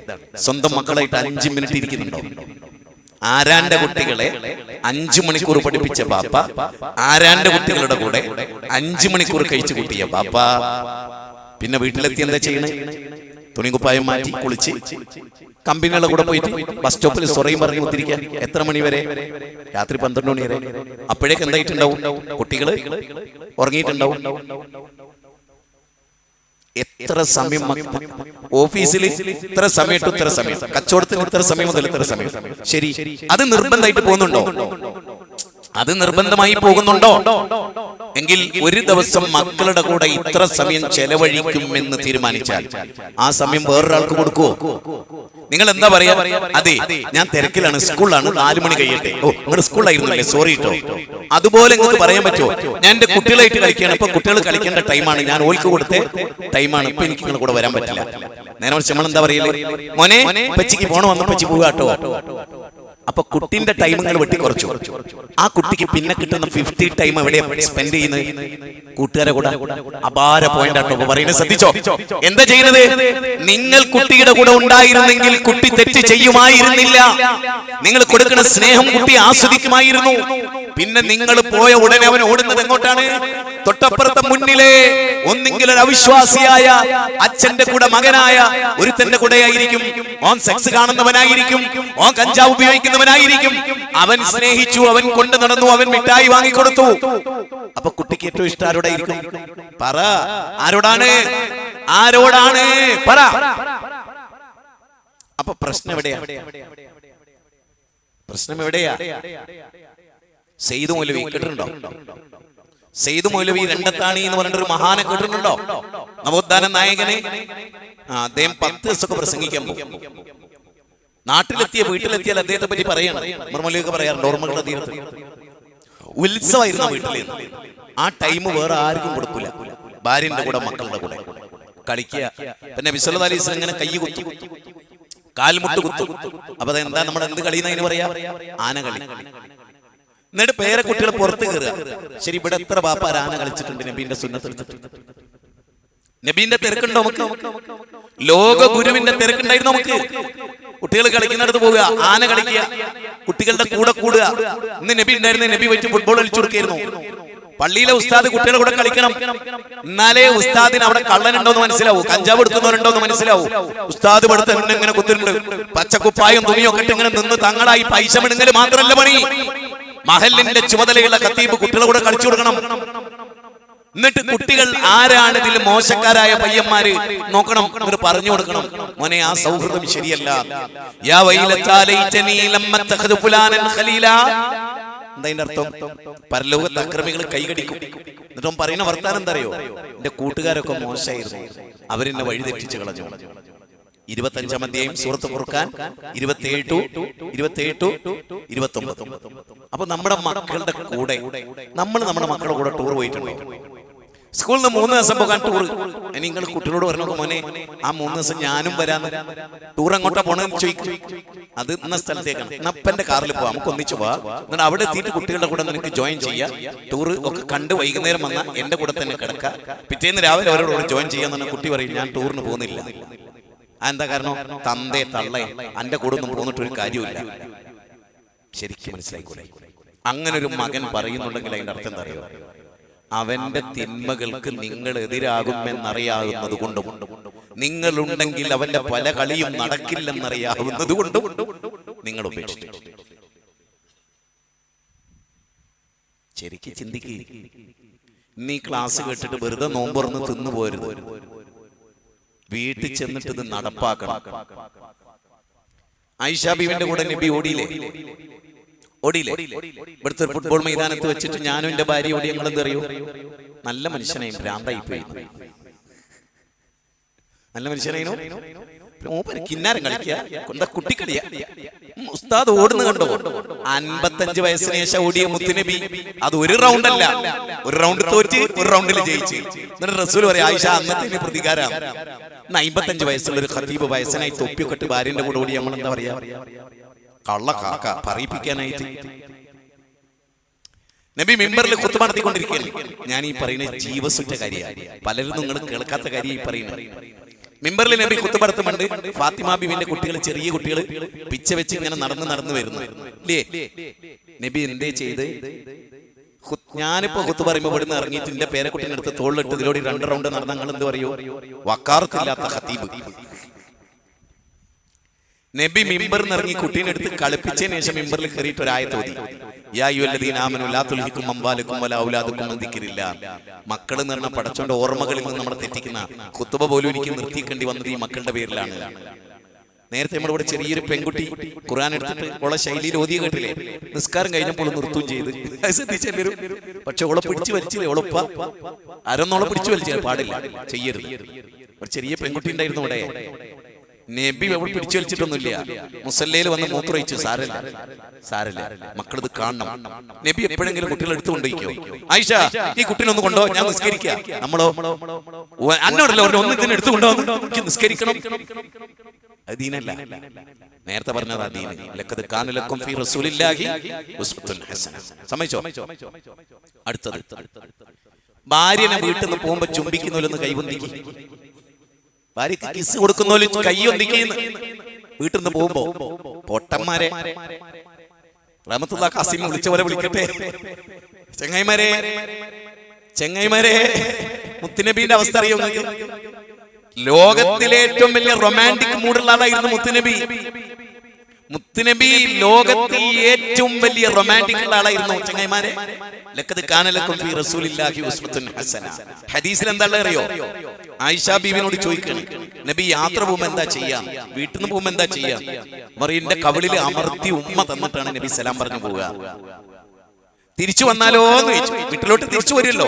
അവൻ നബി എനിക്ക് ആദ്യം സലാം പറയും, പിന്നെ നബി പല്ല് തേക്കും, എന്നിട്ട് എന്നെ വന്നിട്ട് കെട്ടിപ്പിടിച്ച് എനിക്ക് ഉമ്മ തരും. പോകുമ്പോ കിട്ടി ചുംബനം, വരുമ്പോ കിട്ടി ചുംബനം. അങ്ങനെ ഉണ്ടാവുമ്പോ എന്താ ഉണ്ടാകുക എന്നറിയോ? എന്താ കുട്ടികൾ കൊണ്ടുവന്ന ഓട്ടോറിക്ഷക്കാരന് നമ്മുടെ ഭാര്യനെ ഉമ്മക്കൂല. പറഞ്ഞു മനസ്സിലായില്ല. നിങ്ങളുടെ ഉമ്മ കിട്ടാത്തതുകൊണ്ട് ഒക്കെ ഒരാഗ്രഹം ഓട്ടോറിക്ഷക്കാരൻ്റെ ഉമ്മ ഉണ്ടായി. ഓള് ജനലിൻ്റെ ഉള്ളിൽ കൂടി ആരും കാണണ്ട വെച്ചോ. അതൊക്കെ വലിയ ത്രില്ലുള്ള കാര്യമല്ല ലോകത്ത്. എന്താ കാരണം?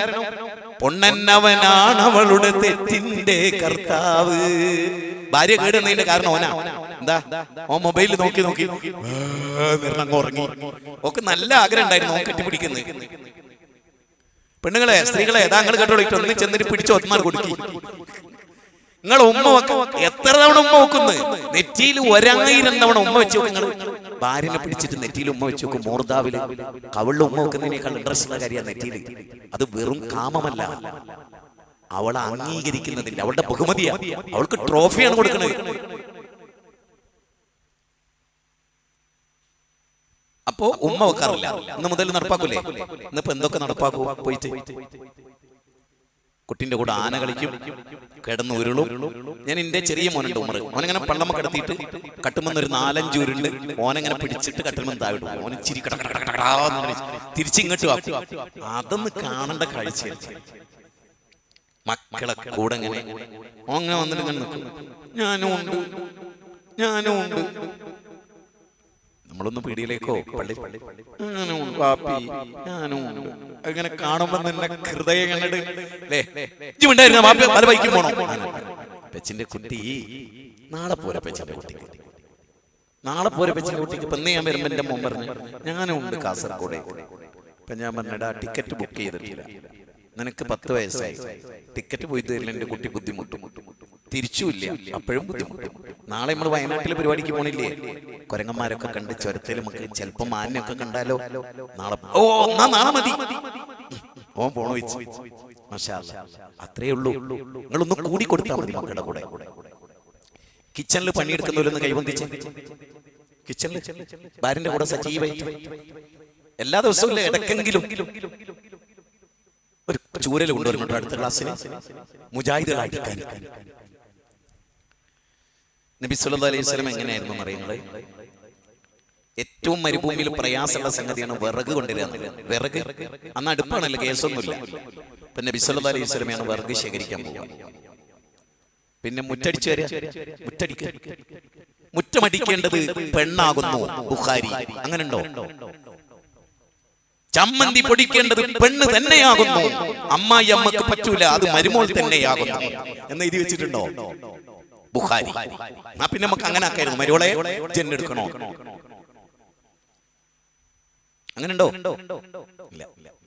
നബി സല്ലല്ലാഹു അലൈഹി വസല്ലം ആയിഷ ബീവിയുടെ കിച്ചണിൽ ചെന്നിട്ട് ഞാൻ കുഴച്ചു തരണോ മാവ്. എന്നിട്ട് നബി ഇങ്ങനെ മാവ് കുഴക്കാൻ അറിയോ? ഇങ്ങനെ ഒരു അറബികൾ മാവ് കുഴക്കുന്നുണ്ടോ? ഇങ്ങനെ ഇടിച്ചിട്ട്. അതുകൊണ്ടാണ് നമ്മൾ ഇങ്ങനെ കുത്തി എണീക്കുന്നത്. കാരണം മാവ് കുഴക്കുന്ന പോലെ കൈവച്ചിരുന്നു എന്ന് ഹദീസിൽ. മാവ് കുഴക്കൽ അറബികൾ ഇങ്ങനെയാണ്. അത് ശ്രദ്ധിച്ചിട്ടുണ്ടോ? പാകിസ്ഥാനികളൊക്കെ കുഴക്കുന്നുണ്ടോ? എന്നിട്ട് ഇങ്ങനെ ഇടിക്കുക ചെയ്യാം. അത് ശ്രദ്ധിച്ചില്ല, അറബികൾ ശ്രദ്ധിച്ചില്ല. അങ്ങനെയാണ് അതിന്റെ രൂപം. അപ്പൊ നബി സല്ലല്ലാഹു അലൈഹി വസല്ലം ചെന്ന് ഇങ്ങനെ മാവ് കുഴച്ചു കൊടുക്കുന്നുണ്ട്. വീട്ടിന്റെ പുറത്ത് ഒരു സംഘം നബീനെ കാണാൻ വന്നു. അപ്പൊ അവര് വിളിച്ചപ്പോ നബി കൈ ഇങ്ങനെ മുട്ടി മാവൊക്കെ ഇങ്ങനെ ആക്കി. അപ്പൊ അവിടെ തോൽപാത്രത്തിൽ വെള്ളമുണ്ട്. അപ്പൊ വെള്ളത്തിൽ നമ്മുടെ മുഖം തിളങ്ങും, ശ്രദ്ധിച്ചില്ലേ? അപ്പൊ വെള്ളത്തിൽ നോക്കി നബി മുടിയൊക്കെ പറഞ്ഞപ്പോ ആയിഷ ബീവി ചോദിക്കുകയാണ്, നിങ്ങൾ ചെത്തി പൊളിക്കുകയല്ലേ, നിങ്ങൾ ചെത്തുകയാണില്ലേ? ആയിഷനോട് നബി പറയാണ്, ആയിഷ അന്റെ അടുത്ത് നിൽക്കുമ്പോ ചെത്തി പൊളിക്കൊന്നും വേണ്ട, എനിക്ക് ഞാൻ എന്റെ മാപ്പിളയല്ല, പുറത്തുനിന്ന് ഞാൻ അള്ളാന്റെ റസൂലും ഈ നാടിന്റെ ഭരണാധികാരിയാണ്. അപ്പോൾ ഞാൻ അല്പം മുടിയൊക്കെ ഒന്ന് വളർന്നു നോക്ക്. എന്തോ ഒരു രസമുള്ള ജീവിതം. ഇനി നിങ്ങൾ നോക്ക്, പെരുന്നാൾ ദിവസം ഒരു സന്തോഷമല്ലേ? പാർക്ക് പോവും, കടപ്പുറത്ത് പോവും, അതുപോലെ എന്തെങ്കിലുമൊക്കെ ആയോധന മുറകളൊക്കെ ഉണ്ടെങ്കിൽ കാണാൻ പോവും. നബിയുടെ കാലത്ത് കളരിപ്പയറ്റായിരുന്നു, അത് പള്ളിയുടെ ഉള്ളിൽ വെച്ചിട്ടായിരുന്നു കളരിപ്പയറ്റ്. എന്നാ ഒന്നും പറ്റൂല കേട്ടോ. പള്ളിയിൽ ഒരു പിച്ചാത്തി കണ്ടാ വരെ വിചാരിക്കും നാട്ടുകാരെ കൊല്ലാൻ കൊണ്ടുവച്ചാൽ മൊയിലോ വീലോ. ഇന്ന് പറ്റൂല, അന്ന് പറ്റും. അന്ന് പുഴുക്കു അന്വേഷിച്ച മനുഷ്യന്മാരുണ്ടായിരുന്നില്ല. അപ്പൊ പള്ളിയുടെ ഉള്ളിൽ കളരിപ്പയറ്റ് പെരുന്നാളിന്റെ അന്ന് അപ്പൊ നബി സല്ലല്ലാഹു അലൈഹി വസല്ലം ചോദിക്കുകയാണ് ആയിഷ ബീവിനോട്, ഇത് കാണണോന്ന്. നമ്മൾ നമ്മുടെ കുടുംബത്തിലേക്ക് വരിക കേട്ടോ, ശരിക്കും മനസ്സിലെയോ? ആയിഷ പറഞ്ഞാ ഞാനും ഉണ്ട്, എനിക്ക് കാണണം എന്ന് പറഞ്ഞു. അപ്പൊ നബി സല്ലല്ലാഹു അലൈഹി വസല്ലം പെരുന്നാൾ ദിവസമാണെന്ന് ഓർക്കണം, സന്തോഷ ദിനാണ്, എല്ലാ ദിവസവും ഇല്ല. നബി കൊണ്ടുപോയി. എന്നിട്ട് ആയിഷ ബീവി ഇങ്ങനെ നബിയുടെ ഷോൾഡറിൽ താടി ഇങ്ങനെ കുത്തി വെച്ചു. പിറകുന്ന ശരീരം മുഴുവനും നബീന്റെ ബാക്കിലും താടി മാത്രം, അത്രയും സൂക്ഷിച്ചിരുന്നു എന്നർത്ഥം. അല്ലാണ്ട് ആണും പെണ്ണും ഒരു മുദ്രയും വെച്ച മൈരി ഇരിക്കുന്നില്ല, ഭാര്യയാണെങ്കിൽ പോലും. കാരണം സ്ത്രീയെ പ്രൊജക്ട് ചെയ്ത ഒരാൾ കാണുന്നുണ്ടെങ്കിൽ ഒരു മറ സ്വീകരിക്കുന്നത് ബെറ്ററാണ്. അതുകൊണ്ട് തന്നെ നബിയുടെ പിറകിൽ നിന്നു ആര്? ആയിഷ ബീവി റളിയല്ലാഹു അൻഹ താടി മാത്രം നബിയുടെ ഷോൾഡറിൽ വെച്ചു. എന്നിട്ട് ആയിഷ ബീവി കണ്ടോണ്ടിരിക്കുക. ഈ ഷോൾഡറിൽ താടി വെച്ച എന്താ ഉണ്ടാവുക? പെയിൻ ഉണ്ടാവും, വേദന ഉണ്ടാവും. കുറെ കഴിഞ്ഞപ്പോ റസൂലുള്ളാഹി ചോദിക്കണം, ആയിഷ പോരേന്ന് ചോദിച്ചു. ആയിഷ പോരേന്ന്. അപ്പൊ ആയിഷ ബീവി പറഞ്ഞു, പോരാ, കുറച്ചുകൂടെ വേണം. പിന്നെയും 3 വട്ടമായിട്ട് പിന്നെ നബി ചോദിച്ചു, പോരേ ആയിഷ? ഓ മതി, പോകാന്ന് പറഞ്ഞു. അങ്ങനെ രണ്ടാട്ടി കയ്യും പിടിച്ച് ചിരിച്ച് കളിച്ച് അങ്ങനെ പോവാണ്. അപ്പൊ ആയിഷ ബീവി പറയാട്ടോ, അതെ ആദ്യം തന്നെ നിങ്ങൾ എന്നോട് ചോദിച്ചില്ലേ മതിയായില്ലേ എന്ന്, അപ്പൊ എനിക്ക് മതിയായിരുന്നു, നിങ്ങൾ ഇന്നെ എത്ര സഹിക്കുന്നു നോക്കിയതാണ്. ആ ജീവിതം ഒന്ന് ആലോചിച്ച് നോക്കി, ആ ജീവിതം ആലോചിക്കും. അവരുടെ ജീവിതം അങ്ങനെ വളരെ രസമല്ലേ, വളരെ രസമല്ലേ. നബിക്ക് ഒന്നിലധികം സ്ത്രീകളെ കല്യാണം കഴിച്ചിരുന്നു അള്ളാന്റെ റസൂല്, അല്ലേ? ഉണ്ടായിട്ടില്ലേ? അങ്ങ് കേൾക്കണോ? ഏറ്റവും രസമുള്ള ഒരു സംഗതി പറഞ്ഞു ചിരിച്ചു പോകും. ആയിഷ ബീവിയും നബിയും കിടക്കുന്ന സമയത്ത് രാത്രി ഒരു അർദ്ധരാത്രി ആയാലും ആയിഷ അറിയാണ്ട് നബി എണീറ്റ് പോകും. സ്ത്രീകൾ ഇവിടെ ഉണ്ട്, ശ്രദ്ധിച്ചോളിട്ടോ. അപ്പം ഒന്നിലധികം ഭാര്യമാരുള്ളവര് രാത്രി എന്തിനാ എണീക്കുക? തൊട്ടടുത്ത വീടാ, അപ്പൊ ഇവിടെ ഇരുന്നിട്ട് അപ്പുറം പോവുക. ആയിഷ ബീവി അത്രേ ചിന്തിച്ചുള്ളൂ. പെണ്ണെപ്പോഴും അങ്ങനെ. അബൂബക്കർ സിദ്ദീഖിന്റെ മോളായാലും നബീന്റെ ഭാര്യ ആയാലും പെണ്ണെപ്പോഴും അങ്ങനെ കുരുട്ടേ ചിന്തിക്കും. അതുകൊണ്ട് നബി ഇങ്ങനെ പോകുമ്പോ ചില ദിവസമൊക്കെ പോയപ്പോ ആയിഷ ബീവിക്ക് ഡൗട്ടായി. ഇനി ഞാൻ പറയുന്നത് ശ്രദ്ധിച്ചോളൂ. നബി സല്ലല്ലാഹു അലൈഹി വസല്ലം തെരഞ്ഞ് ഇങ്ങനെ ആയിഷ ബീവി ഒളിച്ചും പാർത്തും പതുങ്ങി ഇങ്ങനെ പോവുകയാണ്. നബി കാണുകയും ചെയ്യരുത്, അറിയുകയും ചെയ്യരുത്. അപ്പൊ അങ്ങനെ പോയി നോക്കുമ്പോ നബി ഇങ്ങോട്ട് പോണത് ശ്മശാനത്തിലേക്കാണ്, ബഖീലുർഖദിലേക്കാണ്, മദീനത്തെ ശ്മശാനത്തിലേക്കാണ്. അവിടെ ചെന്ന് അവർക്ക് സലാം പറഞ്ഞ നബി കരയും, നബി മരണത്തെ കുറിച്ച് ഓർക്കും. അതിനാണ് റസൂൽ പോകുന്നത്. അല്ലാണ്ട് ആയിഷ ബീവി വിചാരിച്ച പോലെ ആയിഷ ബീവിനെ പറ്റിച്ചിട്ട് അവരുടെ ഊഴത്തിന്റെ പാതിയിൽ നിന്ന് പോകുന്ന അനീതി കാണിച്ച ആളായിരുന്നില്ല റസൂൽ. ആയിഷ ബീവി ഒരിക്കലും നബീനെ പറ്റി അങ്ങനെ ചിന്തിക്കാൻ പോലും പാടുണ്ടായിരുന്നില്ല. പക്ഷെ ആയിഷ ബീവി പച്ച മനുഷ്യയാണ് എന്നതിന്റെ ഏറ്റവും വലിയ തെളിവാണ്. മനസ്സിലായോ? അങ്ങനെ അവരെ കുറിച്ച് മനസ്സിലാക്കാവും, മോശമായി അവരെ കുറിച്ച് തെറ്റിദ്ധരിക്കും. അപ്പൊ നബി പെട്ടെന്ന് എടുത്തിരുന്ന് ആരോ ഒരാൾ പിറകിലുള്ള പോലെ തോന്നി. പിന്നെ PT ഉഷ ഓടുന്ന മാതിരി ആയിഷ ബീവി ഓടിയിട്ട് വീട്ടിൽ പോയിട്ട് ഒരൊറ്റ കിടക്കല. അപ്പൊ നബിയും വന്നല്ലോ പിറകില്. അപ്പൊ ആയിഷ ബീവി അള്ളാന്റെ റസൂൽ ചോദിക്കുകയാണ്, ആയിഷ ഓട്ടമത്സരം നടത്തിനോ? എന്തോ ഒരു കിതപ്പ്, എന്താണ് ഒരു കിതപ്പ് ആയിഷ? ചിന്തിച്ചു. ആ ജീവിതത്തിന്റെ ഒരു ലഹരി നിങ്ങളൊന്ന് ചിന്തിച്ചു. ഇങ്ങനത്തെ വല്ല മുഹൂർത്തവും നമുക്കുണ്ടായിട്ടുണ്ടോ? ഉണ്ടോ? ചോറിൽ മുടി കണ്ടാൽ ദേഷ്യം പിടിക്കുന്നവര് ഒന്ന് കൈവന്തിച്ച്. സത്യസന്ധമായിട്ട് ചോറിൽ മുടി കണ്ടാൽ ദേഷ്യം പിടിക്കുന്നു. അപ്പുറത്തെ സ്ത്രീകളുണ്ടായിരുന്നു, ഒരു പറയായിരുന്നു, കൈബന്ധിക്കാത്ത നോക്കണ്ട കള്ളക്കാക്കയാണ്.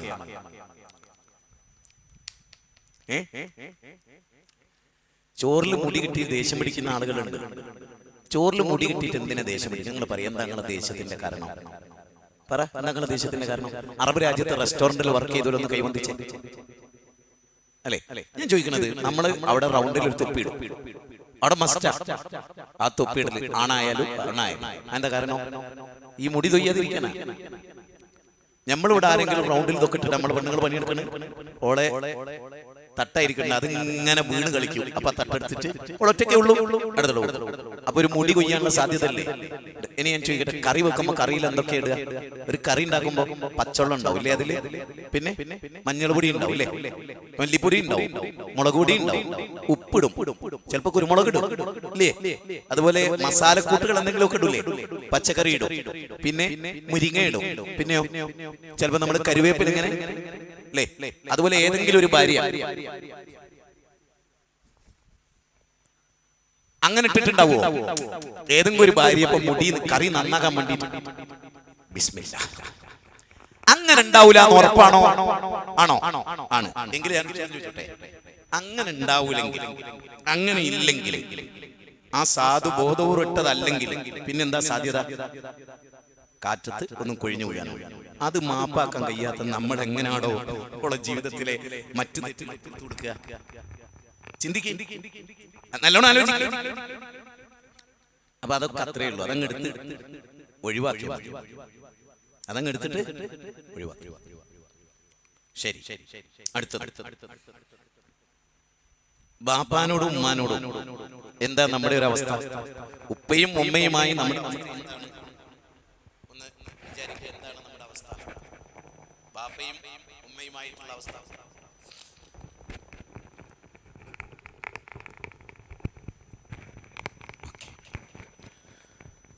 നമ്മുടെ ഉപ്പാനോടും നമ്മുടെ ഉമ്മാനോടും ഒക്കെ നമ്മുടെ അവസ്ഥ എന്താ? മരിച്ചുപോയവരുണ്ടോ ഉപ്പയും ഉമ്മയും? ഈ ലോക ജീവിതത്തിലെ ഏറ്റവും വലിയ സൗഭാഗ്യമാണ് ഉമ്മയും. നമ്മൾ ഒരിക്കലും ഉപ്പാനെയും ഉമ്മാനെയും വൃദ്ധസദനത്ത് കൊണ്ടുപോയാക്കുവോ? ഇല്ല, ഇവിടെ ധാരാളം ആളുകൾ വൃദ്ധസദനത്ത് കൊണ്ടുപോയിട്ട് എന്ത് ചെയ്യുന്നുണ്ട്, ആക്കുന്നുണ്ട്. എന്നാൽ ശരിക്കും ചിന്തിക്കാൻ വേണ്ടി ഞാൻ പറയാണ്, ഉപ്പയും ഉമ്മയും സ്വർഗമാണ്. ഉപ്പയുമ്മയും നമ്മുടെ സ്വർഗമാണ്. അബ്ദുല്ലാഹിബ്നു മുബാറക്കിനെ കുറിച്ച് കേട്ടിട്ടുണ്ടോ? അബ്ദുല്ലാഹിബ്നു മുബാറക്ക് വളരെ പ്രഗത്ഭനായ താബീ പണ്ഡിതനായിരുന്നു. അദ്ദേഹം ഒരു രാത്രിയില് ഉമ്മ പറഞ്ഞ മോനെ കാല് വേദന ആകുന്നുണ്ട്, അപ്പൊ കാല് തടവി കൊടുക്കണം. അപ്പൊ അദ്ദേഹത്തിന്റെ ജ്യേഷ്ഠൻ വന്നിട്ട് ചോദിച്ചു, നീ തഹജ്ജുദ് നിസ്കരിക്കുന്നില്ലേ? അപ്പൊ അബ്ദുല്ലാഹിബ്നു മുബാറക്ക് വലിയ പണ്ഡിതനാണ്. അപ്പൊ അദ്ദേഹം പറഞ്ഞു, ഇല്ല, തഹജ്ജുദ് നിസ്കരിക്കുന്നതിനേക്കാൾ കൂലിയുള്ള ഒരു കാര്യത്തിലാണ് ഞാൻ. അതെന്താണ്? ഉമ്മാന്റെ കാല് തടവി കൊടുക്കുക. ഇനി ഒരു മിനിറ്റ് എടുത്ത് ഇങ്ങോട്ട് എന്റെ മുഖത്തേക്ക് നോക്കി എല്ലാവരും, ഏതാണ് ഈ കാലുമ്മാന്റെ? നമ്മളെ ഗർഭം ചുമന്നപ്പോ വെരിക്കോസ് ലൈൻ ഉണ്ടായിട്ട് അതില് പ്രഷർ കയറിയിട്ട് വേദനിച്ച് ഇഞ്ചക്ഷൻ ചെയ്ത് ഈ ഗർഭകാലഘട്ടത്തിൽ കാലിന്റെ മസിൽ കയറും ഉമ്മാന്റെ.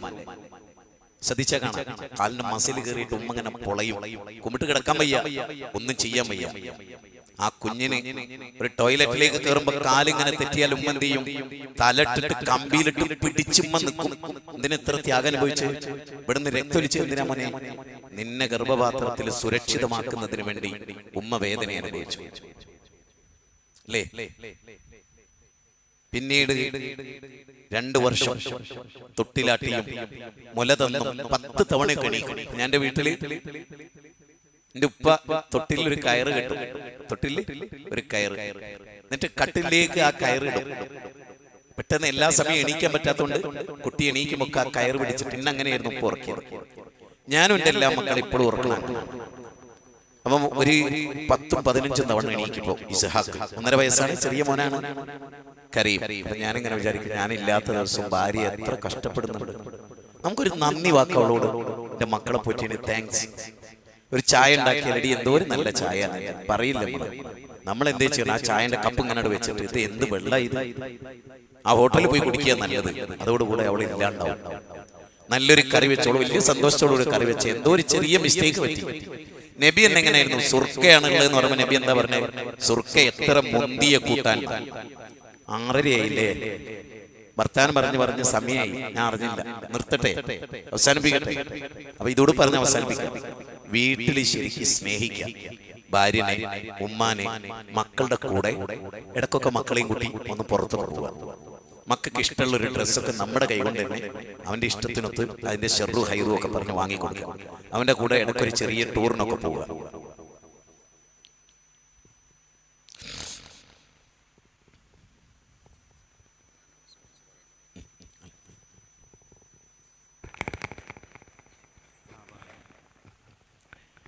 അപ്പോ അതാണ് നമ്മൾ ശരിക്കും മനസ്സിലാക്കേണ്ട കാര്യം.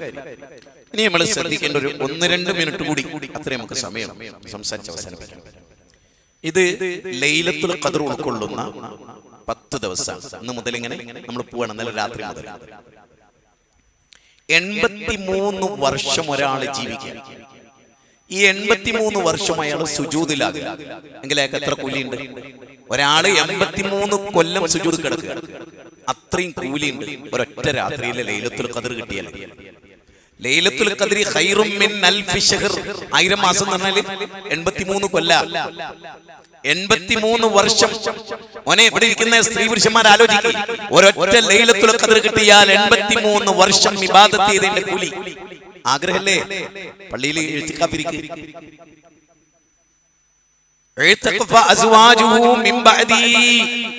നബിയുടെ കാലശേഷം ഭാര്യമാർ പള്ളിയിൽ ഇഴ്തികാഫിരുന്നു. അപ്പൊ പള്ളിയിൽ ഇഴ്തികാഫിരിക്കുക. അല്ലദീന യത്ലൂന കിതാബല്ലാഹ്, നിരന്തരമായി ഖുർആൻ വായിക്കാൻ, അർത്ഥസഹിതം പഠിക്കാൻ ശ്രമിക്കുക, അധ്യായവും വചനവും ഒക്കെ മനപ്പാടാക്കാൻ ശ്രമിക്കുക. ഏത് സബ്ജക്ട് വെച്ചാലും ഖുർആനിന് ഒരു ഉത്തരം കൊടുക്കാൻ മാത്രം നമ്മൾ വളരുക. ഞാൻ അറബി കോളേജിൽ തന്നെ പോകണമെന്നില്ല, അപ്പൊ അതെല്ലാവരും മനസ്സിലാക്കുക. അതുകൊണ്ട് ഈ നിങ്ങളൊരു കാര്യം ശ്രദ്ധിച്ചോ, റസൂലുള്ളാഹിന്റെ ഒരു പ്രവചനം പുലരുകയാണ്. എന്താ പ്രവചനം? 1 വർഷം നിങ്ങൾക്ക് ഒരു മാസത്തെ പോലെ തോന്നും. 1 വർഷം ഒരു മാസത്തെ പോലെ തോന്നും. 1 മാസം നിങ്ങൾക്ക് ഒരാഴ്ചയെ പോലെ തോന്നും. ഒരാഴ്ച നിങ്ങൾക്ക് ഒരു ദിവസത്തെ പോലെ തോന്നും. 1 ദിവസം നിങ്ങൾക്ക് 1 മണിക്കൂർ പോലെ തോന്നും. 1 മണിക്കൂറാവട്ടെ ഒരു തീപ്പൊരി പോലെ തോന്നും. 21 ദിവസം കടന്നുപോയത് നമ്മൾ അറിഞ്ഞോ ഞാൻ നിങ്ങൾ മനസ്സിലാക്കുള്ളൂ. ഇങ്ങനെ കണ്ണ് ഇമ വെട്ടി തുറക്കുന്നതിന് മുമ്പ് പെരുന്നാളാവും. അതുകൊണ്ട് ഈ ഉള്ള ദിവസം ഉണ്ടല്ലോ ഏറ്റവും നന്നായി ഉപയോഗപ്പെടുത്തും. കിട്ടുന്ന സമയമൊക്കെ ഒതുവിലാവുക, ദിക്റും ദുആയും പ്രാർത്ഥനയും, അനാവശ്യ ചർച്ചകളും മൊബൈലിലെ സെർച്ചും. ചില ആളുകളൊക്കെ ഉണ്ട് ഈ ഗേറ്റിലെ റെയിൽവേ ഗേറ്റ് അടച്ചാൽ എന്താ ഉണ്ടാകുക? എല്ലാ വണ്ടിയും പോവുക, പിന്നെ മുന്നോട്ട്. അതുപോലെയാണ് നോമ്പിന്റെ ഷട്ടർ ഇട്ടാൽ ഇതൊന്നും എടുക്കൂല. നോമ്പിന്റെ ഷട്ടർ തുറന്നാലോ റെയിൽവേ ഗേറ്റ് തുറന്ന മാതിരിയാ. പിന്നെ 350 വണ്ടി നിർണ്ണയിക്കും. നേരം വെളുത്ത് വൈകുന്നേരം വരെ കാണാത്തതൊക്കെ. നോമ്പുണ്ടാവുമോ? ഓന്റെ മനസ്സിലെന്താണ്? അവന്റെ മനസ്സിൽ നോമ്പ് ഈത്തപ്പൻ തൊള്ളയിൽ വെച്ചിട്ട് പിന്നെ തൂക്കിയാലോ? തുറന്ന് ഇനി നിസ്കാരമൊക്കെ വേണ്ട, ഇത് നോക്കാന്ന് ചോദിച്ചാൽ അങ്ങനത്തെ ആളുകളുണ്ട്. നോമ്പുൽക്കാത്ത എത്ര ആളുണ്ട് മുസ്ലിം ഉമ്മത്തിൽ? നിങ്ങൾ വിചാരിച്ച് പരസ്യമായിട്ട് നമ്മുടെ പെൺകുട്ടികൾ കോളേജിൽ പോയിട്ട് എവിടെ കയറിയിട്ട് കൂൾ ബാറിൽ കയറിയിട്ട് ജ്യൂസ് കുടിക്കുന്ന ഞാൻ എന്റെ കണ്ണുകൊണ്ട് കണ്ടിട്ടുണ്ട്. ഈ റമദാനിൽ വരെ തട്ടട്ട പെൺകുട്ടികൾ. അത്രയും മോശമായി എത്ര കൊലപാതകം നടന്നു. പണ്ടില്ലേ ഒരു വയസ്സായ കുട്ടി കഴിഞ്ഞ ആത്മഹത്യ ചെയ്തില്ലേ? എന്തിന്? ടോയ്ലറ്റ് പോയിട്ട് ആത്മഹത്യ ചെയ്ത്, മൊബൈൽ കൊടുക്കാത്തതിന്റെ പേരിൽ. കുട്ടി ചോറ് തിന്നാൻ വേണ്ടിയിട്ട് നമ്മൾ മൊബൈൽ കൊടുക്കും. കൊല്ലുകയാണ് ആ കുട്ടിനെ ചെയ്യണത്. എന്ത് ശാഠ്യം പിടിച്ചാലും കൊടുക്കരുത്. ലൈസൻസ് എത്രാമത്തെ വയസ്സിലാണ് കൊടുക്കണത്? 18. ഇനി മൊബൈലും 18ാമത്തെ വയസ്സ് കൊടുത്താൽ മതി. കാരണം ലൈസൻസ് കൊടുക്കാതിരിക്കാൻ പറഞ്ഞ കാരണത്തിന്റെ 10,000 ഇരട്ടി കാരണമാണ് മൊബൈൽ കൊടുത്താളുള്ളത്. എങ്കിൽ ഫുൾ സ്റ്റോപ്പ് ചെയ്യേണ്ട ഒരു സംഗതി എന്താണ്? അത് പറഞ്ഞപ്പോ എന്താ ചിരിക്കണേ? അല്ല സംഗതി തന്നെ ഉസ്താദ്, നിങ്ങൾ പറഞ്ഞൊക്കെ ശരി തന്നെ, ഇത് നടക്കും. ഇവിടുത്തെ സർക്കാർ റെഡിയാകുകയും 18 വയസ്സിന്റെ ഉള്ളിൽ മൊബൈൽ കണ്ടാൽ ഓന്റെ ചെറുവിരൽ വെട്ടിക്കളയും. അതാ നിയമം. അതിന് അഭ്യന്തരം ഞാൻ കൈകാര്യം ചെയ്യണം. ഒറ്റ കുട്ടിക്ക് വിരലുണ്ടാവില്ല. നിങ്ങൾ പ്രാർത്ഥിക്കും അഭ്യന്തരം കിട്ടാൻ. ആദ്യം തന്നെ കള്ളിച്ചാപ്പും തിറകെയൊക്കെ പോകും.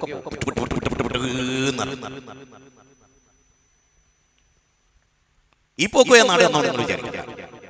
അതുകൊണ്ട് ശരിക്കും മനസ്സിലായിക്കോളി, കിട്ടിയ ജീവിതം ഭംഗിയായിക്കോളി. ഒറ്റ വാക്കുകൊണ്ട് അവസാനിപ്പിക്കുന്നു. എന്റെ നാട്ടില് കഴിഞ്ഞ വർഷം ഞാൻ രോഗിയായിട്ട് കിടക്കുകയായിരുന്നു. ഇപ്പൊ എന്റെ നാട്ടിലൊരു പള്ളിയുണ്ട്, ഒരുപാട് റിലീഫ് പ്രവർത്തനം നടക്കുന്ന ഒരു പള്ളിയാണ്. അപ്പൊ നമ്മൾ ഒരു സ്ത്രീക്ക് വീട് വെച്ചു കൊടുക്കുന്നുണ്ട്, പണി നടന്നുകൊണ്ടിരിക്കുന്നുണ്ട്. അതുപോലെ ഒരു കുട്ടിയുടെ വിദ്യാഭ്യാസം 2 വർഷത്തേക്ക് നമ്മൾ ഏറ്റെടുത്തിട്ടുണ്ട്. പിന്നെ പള്ളിക്ക് കുറെ ബാധ്യതകളുണ്ട്. അപ്പൊ നിങ്ങളൊക്കെ മനസ്സറിഞ്ഞ് ഒരു കളക്ഷൻ നോമ്പുറന്ന് പോകുന്നതിന് മുമ്പ് എന്നെ സമീപിക്കുകയോ അല്ലെങ്കിൽ അവിടെ ഒരു ബക്കറ്റ് വെച്ചാൽ അതിൽ കൊണ്ടുപോയി നിക്ഷേപിക്കുകയോ ചെയ്യാം. സ്ത്രീകളും അതിൽ പങ്കാളികളാകാം. കുഞ്ഞി മോതിരുണ്ടാവും കയ്യിന്റെ വിരലിൽ, ആ മെല്ലൂരിയ മതി. അപ്പൊ കൂടുതൽ കൂലി കിട്ടും. അങ്ങനെ ഒരു മോതിരത്തിന് ചിലപ്പോൾ 10 റുപ്യ 12 റുപ്യ കിട്ടും. ചെറിയ മോതിരത്തിന് ചിലപ്പോൾ വരെ 200 റുപ്യൊക്കെ ആയിരിക്കും കൊടുക്കുന്നത്. അതിനേക്കാൾ നിങ്ങൾക്ക് കൂലി കിട്ടും. നല്ല കാര്യത്തിനാണ്. ഒരു സാധു പെൺകുട്ടിക്ക് വീട് ഒന്ന് നോക്ക് നിങ്ങൾ. അവരുടെ 2 ആങ്ങളാര് മാനസിക രോഗികളാണ്. അതുപോലെ ഒരു ദരിദ്ര കുടുംബം, ഇപ്പോൾ മുമ്പ് സമ്പന്നമായിരുന്നു, പൽപ്പം ദാരിദ്ര്യം അനുഭവിക്കുന്ന ഒരു കുടുംബം. അതുകൊണ്ട് അവർക്ക് വേണ്ടിയും ആ കുട്ടിയുടെ വിദ്യാഭ്യാസത്തിന് വേണ്ടിയും നിങ്ങൾ തരണം. അള്ളാഹു ഖൈർ നൽകട്ടെ. നമ്മൾ കുറെ കൂടെ ദീനിയായി ജീവിക്കാൻ പരിശീലിക്കുക. അള്ളാഹുവിനോട് മാത്രം ഇബാദത്ത് ചെയ്യുക. പ്രാർത്ഥനകളും നേർച്ചകളും അവനാക്കി മാറ്റുക. സുന്നത്തെടുക്കുക. പരലോകത്തെ ബോധ്യമുണ്ടാവുക. സ്വർഗത്തിന് വേണ്ടി ജീവിക്കുക. നരകത്തിൽ നിന്ന് രക്ഷപ്പെടുക. അവസാനത്തെ 10 ഫലപ്രദമായി ഉപയോഗിക്കുക. നമ്മുടെ ആലിമുകൾക്ക് വേണ്ടി ദുആ ചെയ്യുക. നമ്മുടെ ഇവിടെ വലിയൊരു സംരംഭം നമ്മൾ തുടങ്ങാൻ ആഗ്രഹിക്കേണ്ടതിന് പണി നടന്നുകൊണ്ടിരിക്കുന്നുണ്ട്. അതൊക്കെ നമുക്ക് സെറ്റപ്പ് ആക്കണം. എന്നിട്ട് ഈ നാട്ടിലെ കർണാടക ബോർഡറിലാണ് നമ്മളുള്ളത്. മഞ്ചേശ്വരം കഴിഞ്ഞ് കർണാടക ബോർഡറിന്റെ ഇടയിലായതുകൊണ്ട് അനന്ത സാധ്യതകളുള്ള ഒരു സ്ഥലമാണ്. അതുകൂടെ നിങ്ങളുടെ മനസ്സിൽ പ്രാർത്ഥനയിൽ ഉണ്ടാകണം. അല്ലാഹു സുബ്ഹാനഹു വ തആല നമ്മെ അനുഗ്രഹിക്കട്ടെ. നമ്മുടെ ഒരു പ്രോഗ്രാം ദിവസം മരിച്ചുപോയ ഒരു ചെറിയ മോൻ ഇവിടെ അന്ത്യവിശ്രമം കൊള്ളുന്നുണ്ട്. ആ കുട്ടിയുടെ ഉപ്പ ഇവിടെ സദസ്സിലുണ്ട്. ആ കുഞ്ഞിന് അള്ളാഹു ആശ്വാസം നൽകട്ടെ. ഇവിടെ മരിച്ച് ഖബർസ്ഥാനിൽ കിടക്കുന്നവർക്ക് അള്ളാഹു ഖബർ വിശാലമാക്കി നൽകട്ടെ. അവർക്ക് അള്ളാഹു മഗ്ഫിറത്തും മർഹമത്തും നൽകി അനുഗ്രഹിക്കുമാറാകട്ടെ. റബ്ബനാ ആതിനാ ഫിദ് ദുനിയ ഹസന വഫിൽ ആഖിറതി ഹസനത വഖിനാ അദാബന്നാർ. വസല്ലല്ലാഹു വസല്ലമ അലാ നബിയിനാ മുഹമ്മദിൻ വഅലിഹി വസഹ്ബിഹി അജ്മഈൻ. വൽഹംദുലില്ലാഹി റബ്ബിൽ ആലമീൻ.